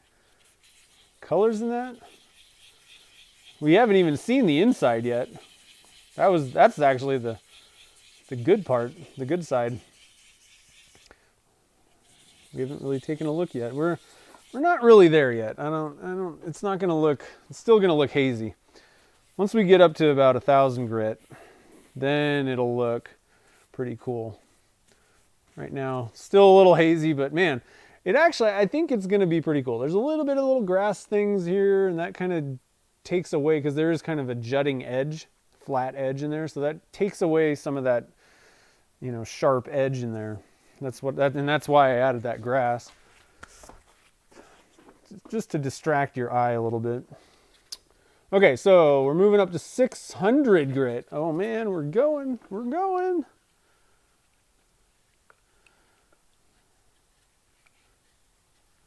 What car polish? I'm using Meguiar's 105. I don't know. It works pretty good, I guess. I think they all kind of will do about the same thing. All right, so 600 grit. We're moving on here. We're moving up.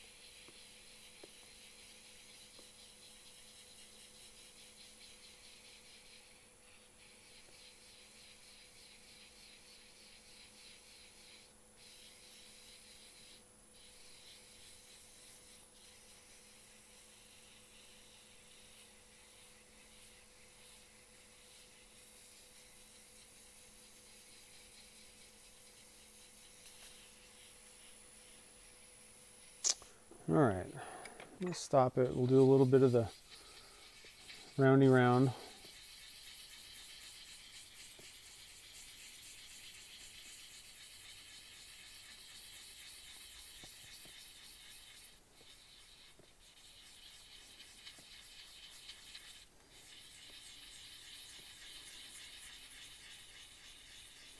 I'm not giving it much pressure when I do this. I don't want to dig in the grit and be kind of effectively putting deeper than 600 grit scratches in. You just want to kind of let the sandpaper do its job. And really the whole time. You don't really want to be pressing hard.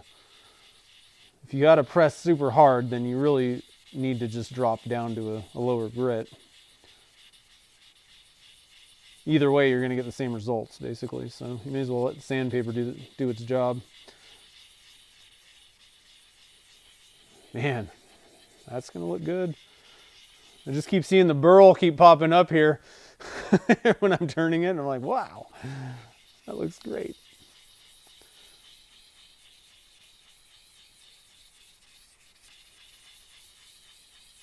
All right, I think that ought to be good. I'm going to dry it off and take a peek at it. I'm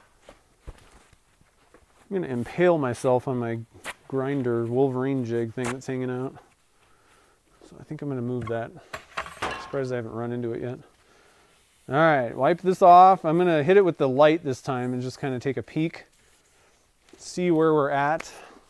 You can kind of tell, like I said, if you get the perfect angle on it, you can kind of tell what grit all the scratches are. You want to have them look fairly even. If you got a big gougy looking scratch, then probably a good idea to take a little bit more time. And again, the other way you can do it is just alternate, turn it on and go around, and then the next grit, do it sideways. That's a good way. And that way you kind of know when you've done enough on each grit. I think that's looking pretty good. So last grit, we're going to go with 1,000 with the silicon carbide paper.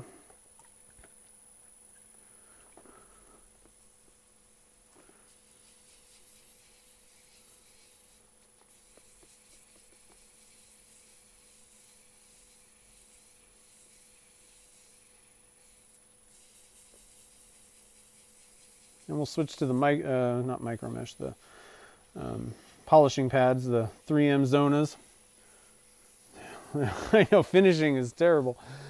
That was the one thing when I got into just woodworking, because that's kind of where I entered, this realm of stuff many years ago. Got into woodworking, and I was always like, all right, like all this time went into, and I was doing like, like cabinet making or, whatever, like the building, furniture and stuff like that. And so, there's a lot of planning that goes into that on projects, like if you're doing like a cabinet or something like that, you got a lot of planning to do to make sure you're making all the parts that you need and it all goes together right.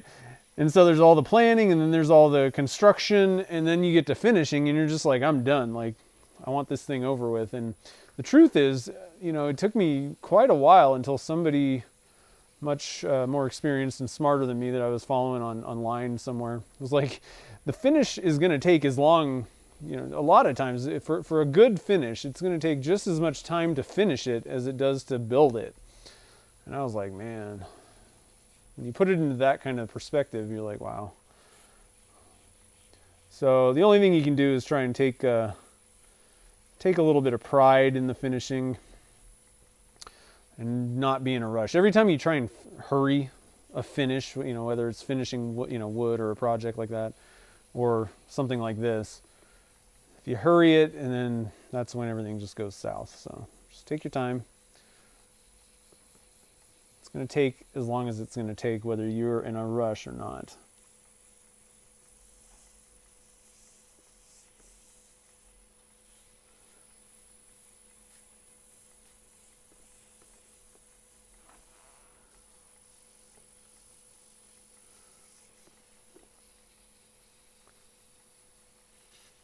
All right. Do a little bit of this action here.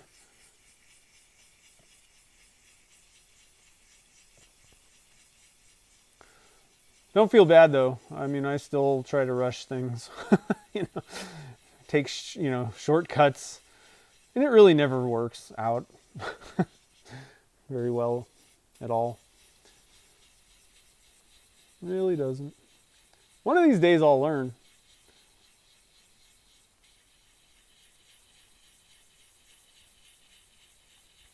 I think this thing's a little bit of a pretty long egg.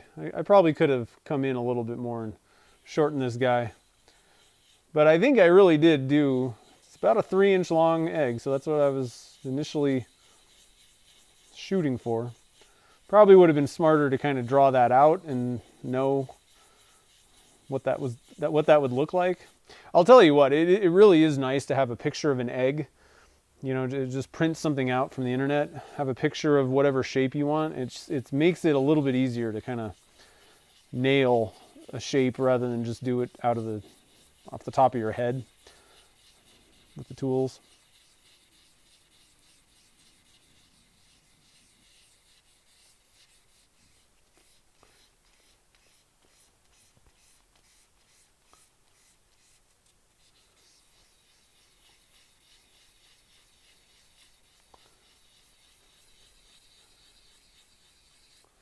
Okay. Whew. My problem is I don't have much patience.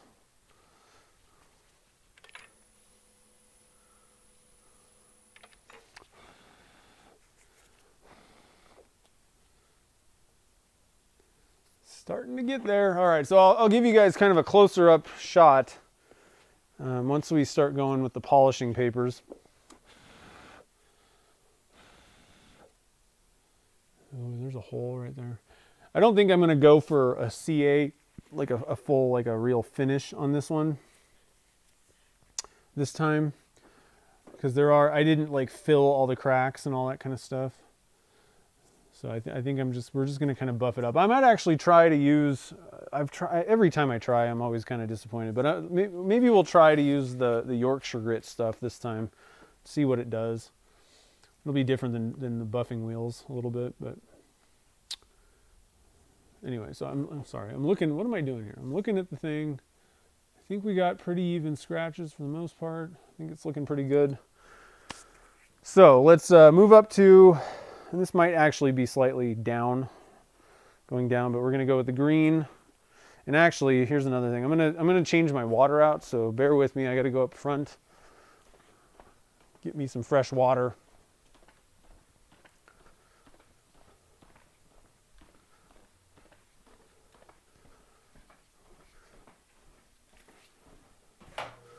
I guess technically at this point, if I was gonna do the oh no, oh here we go.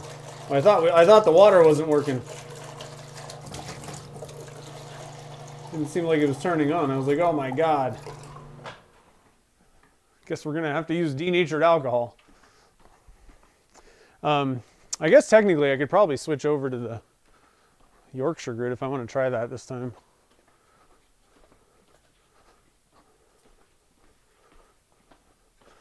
Let's give it kind of the benefit of the doubt. I'm going to do the green and gray, and then we'll switch over and we'll try that stuff. I don't know. I've tried it a few times. It just seems like it just kind of takes the place of 2 grits of sandpaper.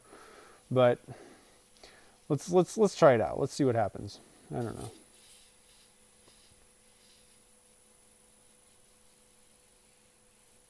I definitely like that stuff, the pastes, I guess, or whatever, for on just wood, like just straight wood, not stabilized. That stuff works really good on that.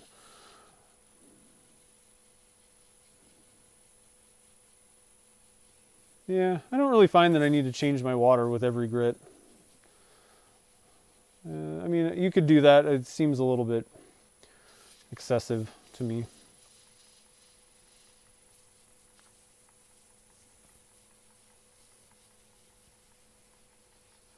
I'm not the excessive type like that when it comes to sanding.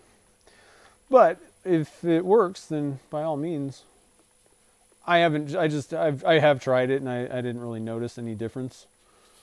I get perfectly good results just doing it. Now, I like to switch the water out when I get to these the microfine kind of abrasives, but other than that, I don't know.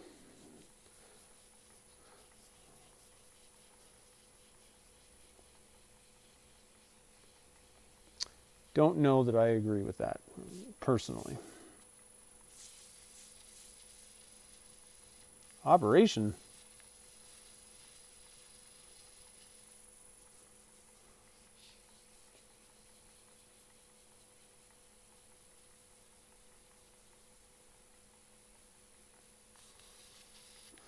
All right, so let's do a little bit of swipey.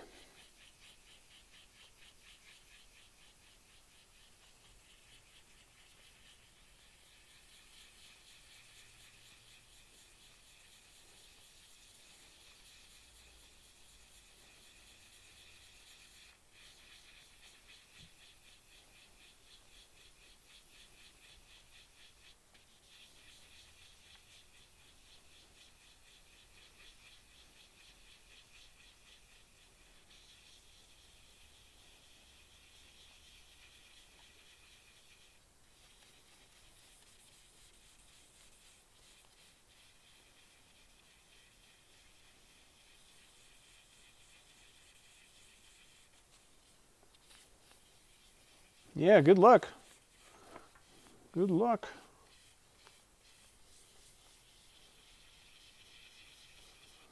Okay, let me just take a peek at this just to make sure everything's where I think it should be.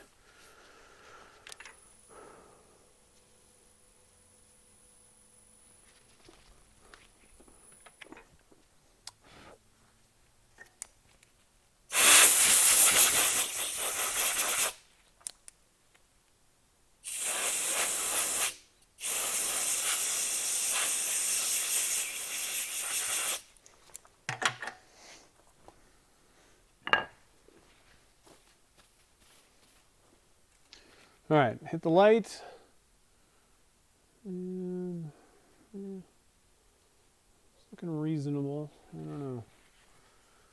Might be some.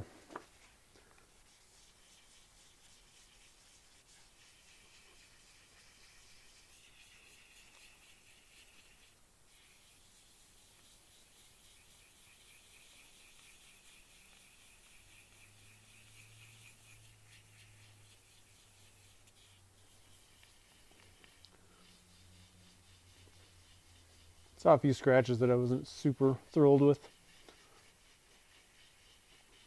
We'll give it another second here.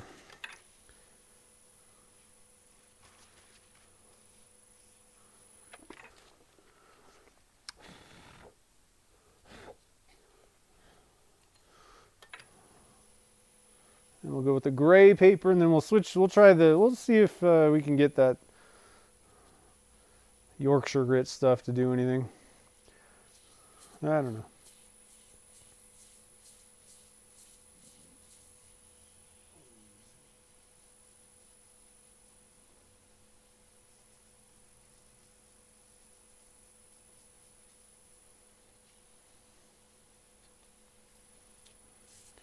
Well, don't let me stop you changing the water. I'm no expert.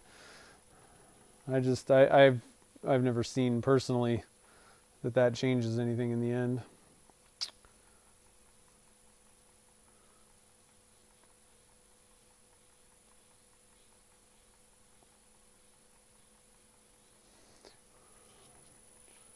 I always say that there's a million ways to get all this stuff done, and whatever way works best is the way that you need to do it.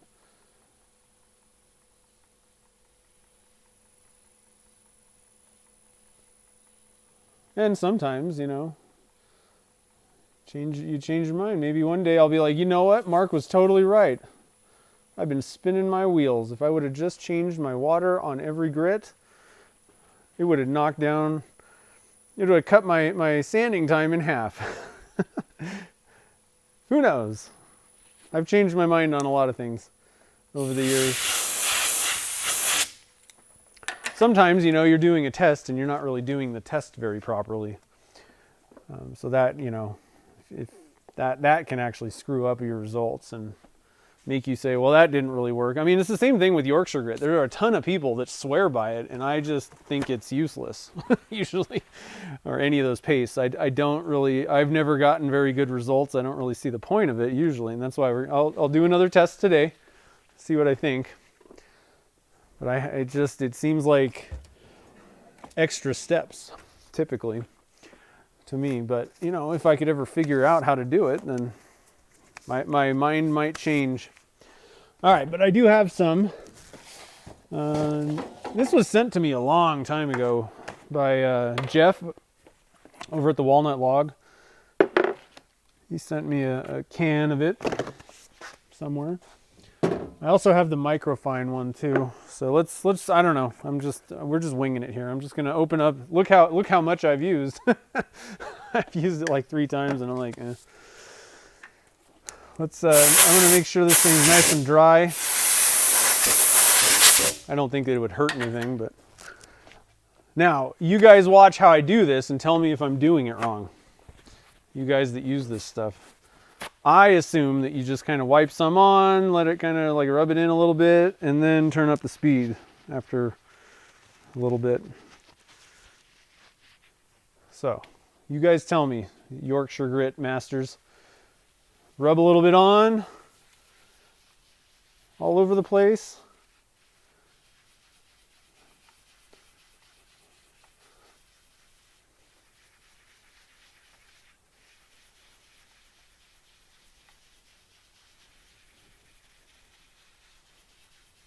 And then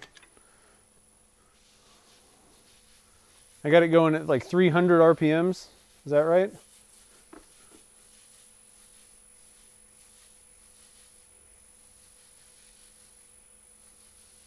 Yeah, I know. Actually, that is probably one of the reasons why I don't do it. I used to use, like one thought that I have, we have pretty hard water, which means that there's like rocks, basically like microscopic rocks, you know, minerals in your water, alkaline stuff. And I was like, oh, well, maybe that puts scratches, you know, in. And so I started buying, what is that stuff called? I want to say denatured water. That's not it. What the hell is it called? Distilled water. I started buying distilled water. So I did have jugs of it here. I've kind of gotten to the point where I don't really think that changes anything. Oh, you need to put more on? Here, let's just load this sucker up. Let's load it. Let's just, oh yeah. Maybe that's the problem. I mean, I only put so much on. Yeah. Liberal. I never thought about that. Here we go. Oh. Got a pretty liberal amount now, I think. One thing that I always found also is it would end up kind of like drying out. And I don't know if that's good or bad. This is a little bit more slippery. So I was going 300. I'm going to speed it up a little bit to like 600, 500. How about that? Zaki-san. Yeah, I'm telling you, I don't know. You know, I'm not a master in the ways of the paste. Frankly, I have to be honest. I would rather just send these things to someone else to finish them because like I said, I don't have much patience, and I like making blanks, not sanding them. If anybody ever comes out with a polishing, sanding robot, I'm buying it. All right, now 1,000 grit. I got a lot of stuff on here. Am I supposed to keep it on here, or? All right, Dominic, have a good one. Thanks for joining. We're going 800 now. How long does this usually take? Maybe I didn't do it long enough before. So this is just the regular Yorkshire grit that I'm doing. I assume that you want to do that first, then microfine. I have no clue.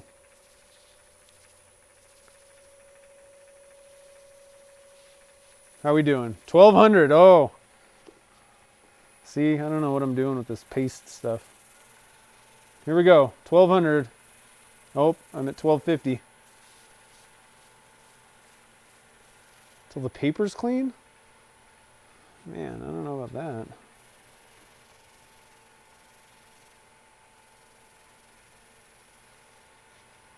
Okay. How hard do you press? Do you press hard?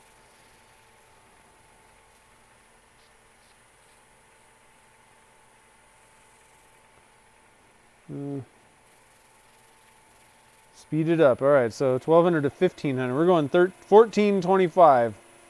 Here we go. 1425.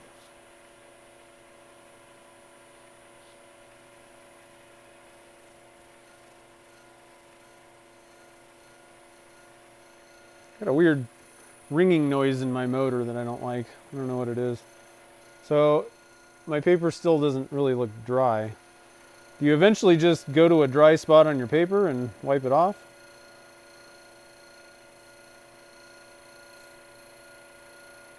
Switch out my rag, I see.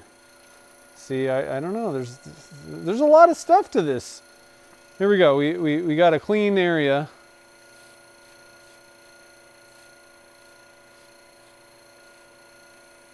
Medium pressure, all right. I'm doing it. Let's see how this thing looks. It's starting to clear up a little bit. I don't know. Maybe I'll become a believer. I just needed to know how to do it. I'm gonna get a new piece of paper because I liberalized that thing. Here we go. Here we go. I think it's pretty clean at this point. Pretty dry. Okay, let's see what this thing looks like. Yeah. Not bad. Okay, so we haven't used the microfine yet. Yeah, there's still scratches in it. Still got a few sanding scratches. Not bad, not bad. I don't think the microfine is going to take out the scratches that I can see. That now, I'm not saying that's the Yorkshire grit's fault. I may have missed them when I was sanding. Okay, so we got the microfine paste now. Anybody know how to use that? Stand on one leg. Yep. How about, do you do liberal with this or what? Yeah, I probably won't listen to you guys ever again, but do you do liberal on this one, or how do we do this stuff?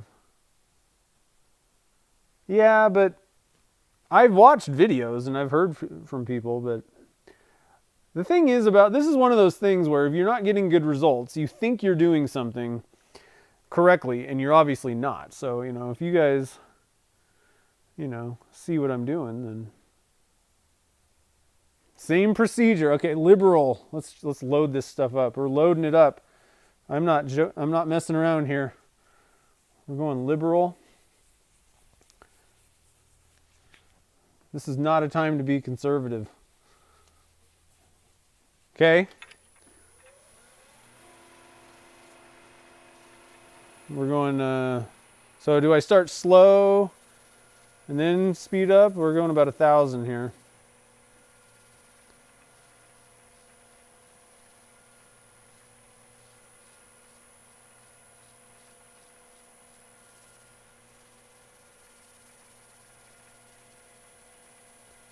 Slurry. It's kind of a slurry. It's kind of starting to get like, I don't know if I'd call that a slurry. It's kind of like it's melted.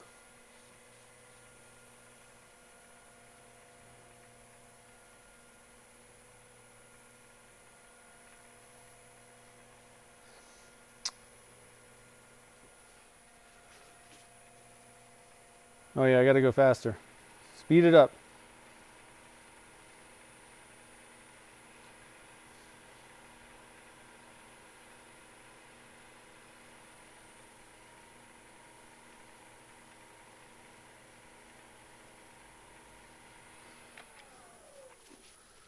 I'm gonna guess that that's good enough. Yeah. Not amazing results. You can still see. I guess that's just grease. Hold on, guys.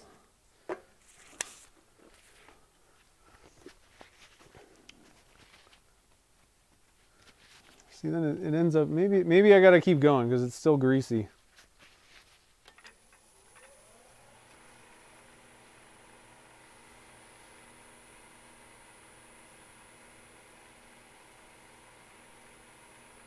$15.27 RPMs.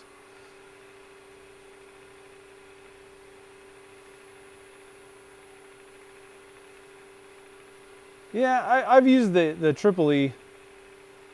You know what's funny, guys? I didn't even realize that stuff actually does have Triple E, like the Buffing Rouge stuff. That's what the abrasive is in it. I didn't even realize. I just saw it like the other day. All right, we're going 1622. Is that too fast? Oh, now 2,000. Oh my God. You guys are, I just can't keep up with these speed changes.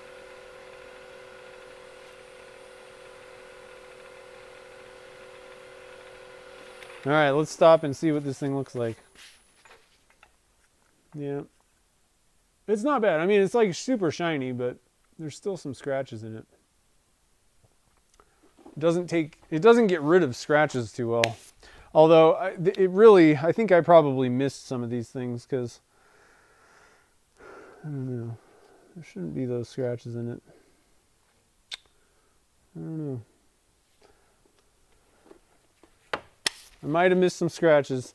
It is pretty clear in many of the areas, I would say, but I would say that I kind of like I don't know. I kind of like the car polish a little bit better in general, but it's not too bad. Not a big fan of the greasy stuff though. There's still kind of a greasiness to it. Let me get my rag here.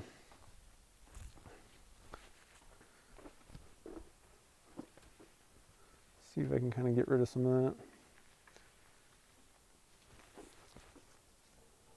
I'm going to get you guys on this side. I don't think I'm going to part this off. I think I'm going to go back and do a little bit more sanding. I don't have time to do that today. But I'll give you guys a look at it. See what you guys have to say. There's definitely scratches though.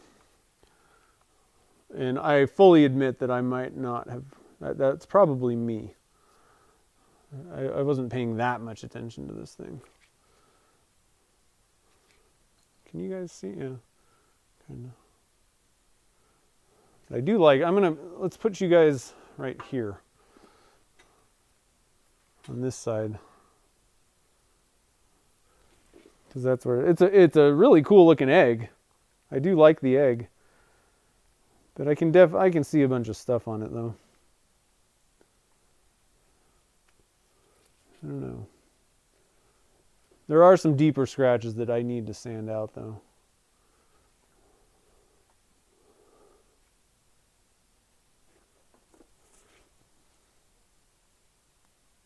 But some of these scratches aren't very deep. I don't know. I guess I could do, a couple rounds with that stuff and it might take it out. I'm not sure.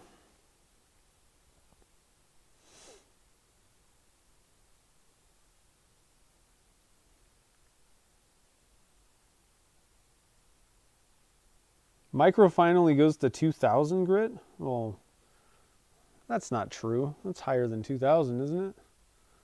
If that's the case, then again, so this is my problem with this. So it basically eliminates 2 grits of sanding. I don't know. But it definitely, see, it looks great on wood. Like that, I mean, that's killer. I like that a lot. It just, on resin, I just can't seem to do very good with it. But like I said, now it is very shiny. It glosses stuff up. It's not bad, but if you hit it with the light, if you get a good raking light on it, I mean, there's stuff that it should have taken out, I think. For the amount of time that I spent using that stuff, I would say that it should have gotten some of this stuff out. I can definitely get some of these things out buffing, But again, it's one of those things where I have more experience buffing. So is that the reason that I'm better at it, just because I've done it more? Probably. I don't know if you guys can kind of see some of those scratches. I can't tell if you guys can see or not, but I'm not sure if this is the wood looks fabulous.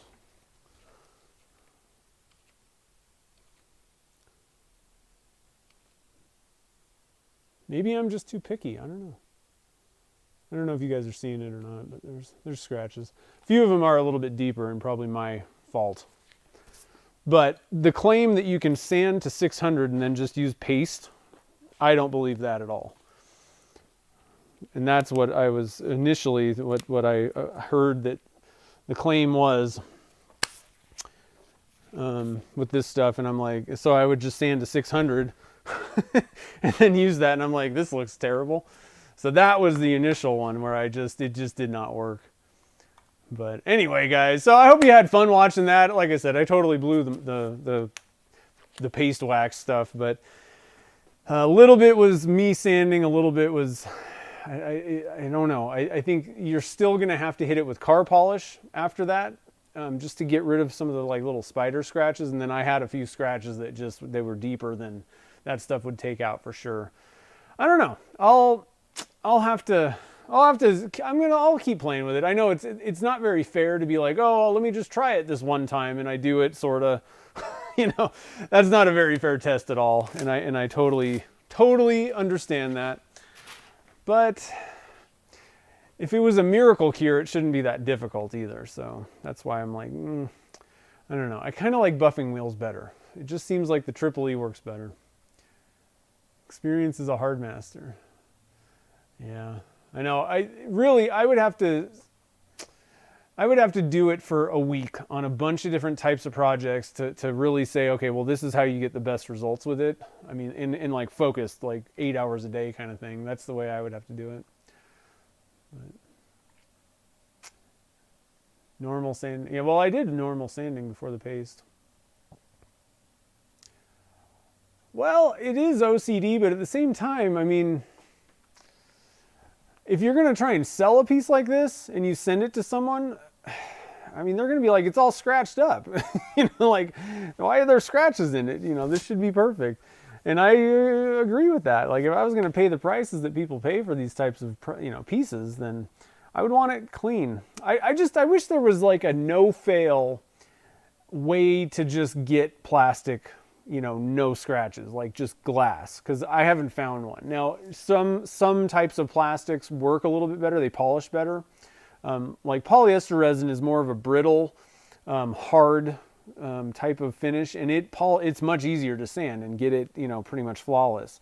Alumilite's urethane, it's a little bit, even epoxies, most of them, they're just compared to the more brittle, hard resins. That's the problem, is if you go with a brittle resin, it's going to polish great, but it's going to suck to turn. If you go with something that's easy to turn, it's a little bit harder to finish. So I wish there was like kind of a surefire way to just, and fast, that, you know, you could just get this stuff done. But really, the only thing that I've found that actually works is elbow grease. You got to spend a ton of time sanding these things and make sure that you've, you know, gotten every little scratch out. And sometimes you get to the end and you're like, well, I missed one. So you got to kind of sand out little, you know, spot sand a couple places. And sometimes it can just be a bear. I mean, the sphere that I just made, it looks perfect as long as you hold it a foot away from you. But then when the light hits it perfectly, you can see little scratches. And I'm just like, ugh. I've spent 4 hours sanding that thing at this point, and it still isn't up to my standards. So I'm going to have to keep messing with it. But anyway, guys, you know, I hope you guys had fun watching this tonight. Sorry we didn't finish the thing totally, but I'll get pictures up of it actually done. Probably this weekend is when I'll get that stuff done. So let's see what you guys have to say. Yeah, I don't find that, I also don't, you know, I know that I stop early on those grits. I don't really find that, I always find that if I keep going, compared to using buffing wheels, those are the most like consistent way to get above, you know, when I do the green, the gray, sometimes I'll do the blue one from the Zona papers, but the rest of them, I find that buffing wheels take care of all of that stuff up to 12,000 a lot faster. It's just, since I switched to them, they're more, I get a more consistently, you know, kind of flawless result with buffing wheels. So I don't like doing that personally, but it definitely, you know, a lot of people, Chad Schimmel, he just uses micro mesh. It's actually the Zona paper, but he'll just go all the way up to the 12,000, and it's like, you know, scratch free. I don't know. No clue.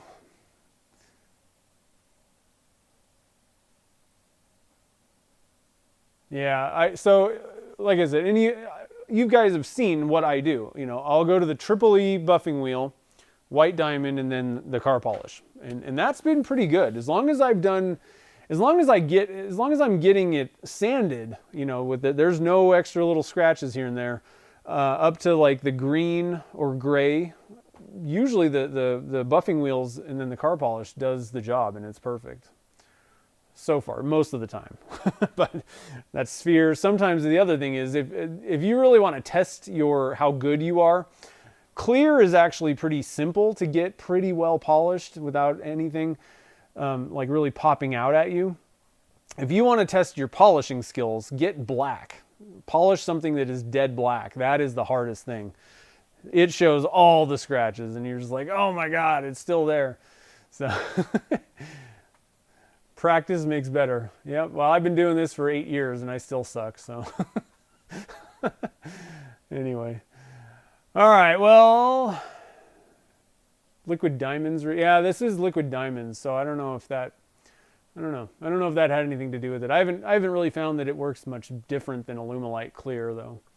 So anyway, guys, I hope you have a good night tonight. I have a day off tomorrow, so I'm looking forward to that. Hopefully we'll do something kind of fun. And we're going to go out to dinner tonight too, so I'm really looking forward to that. So I hope you guys have a great evening, have a great weekend, and that sphere video is going to be up on Sunday. So if you want to see that thing, the casting of the blank and then the turning of it and everything, and trust me, I didn't keep the 4 hours of polishing and sanding in there. So I actually did the whole thing and ended the video, and then I really looked at it and I was like, ugh. And went back and did a little bit more sanding, but that'll be up on Sunday. So I'm hoping that you guys will enjoy that, and hopefully it'll give you guys some ideas to make some cool, fake burl, man-made burl projects of your own. But anyway, guys, I will see you all. Let's see. Well, I'll probably talk to some of you guys if you check out the video on Sunday, and other than that, I'll see you guys next week not next week, Friday. Where am I at? Today's Wednesday. So on Friday, 3 p.m. Pacific time, we're going to do some resin casting. I don't know where I'm at, guys. I've been standing too long today and playing with pastes. I got pastes on the brain. So have a good night, and I will see you guys all on Friday.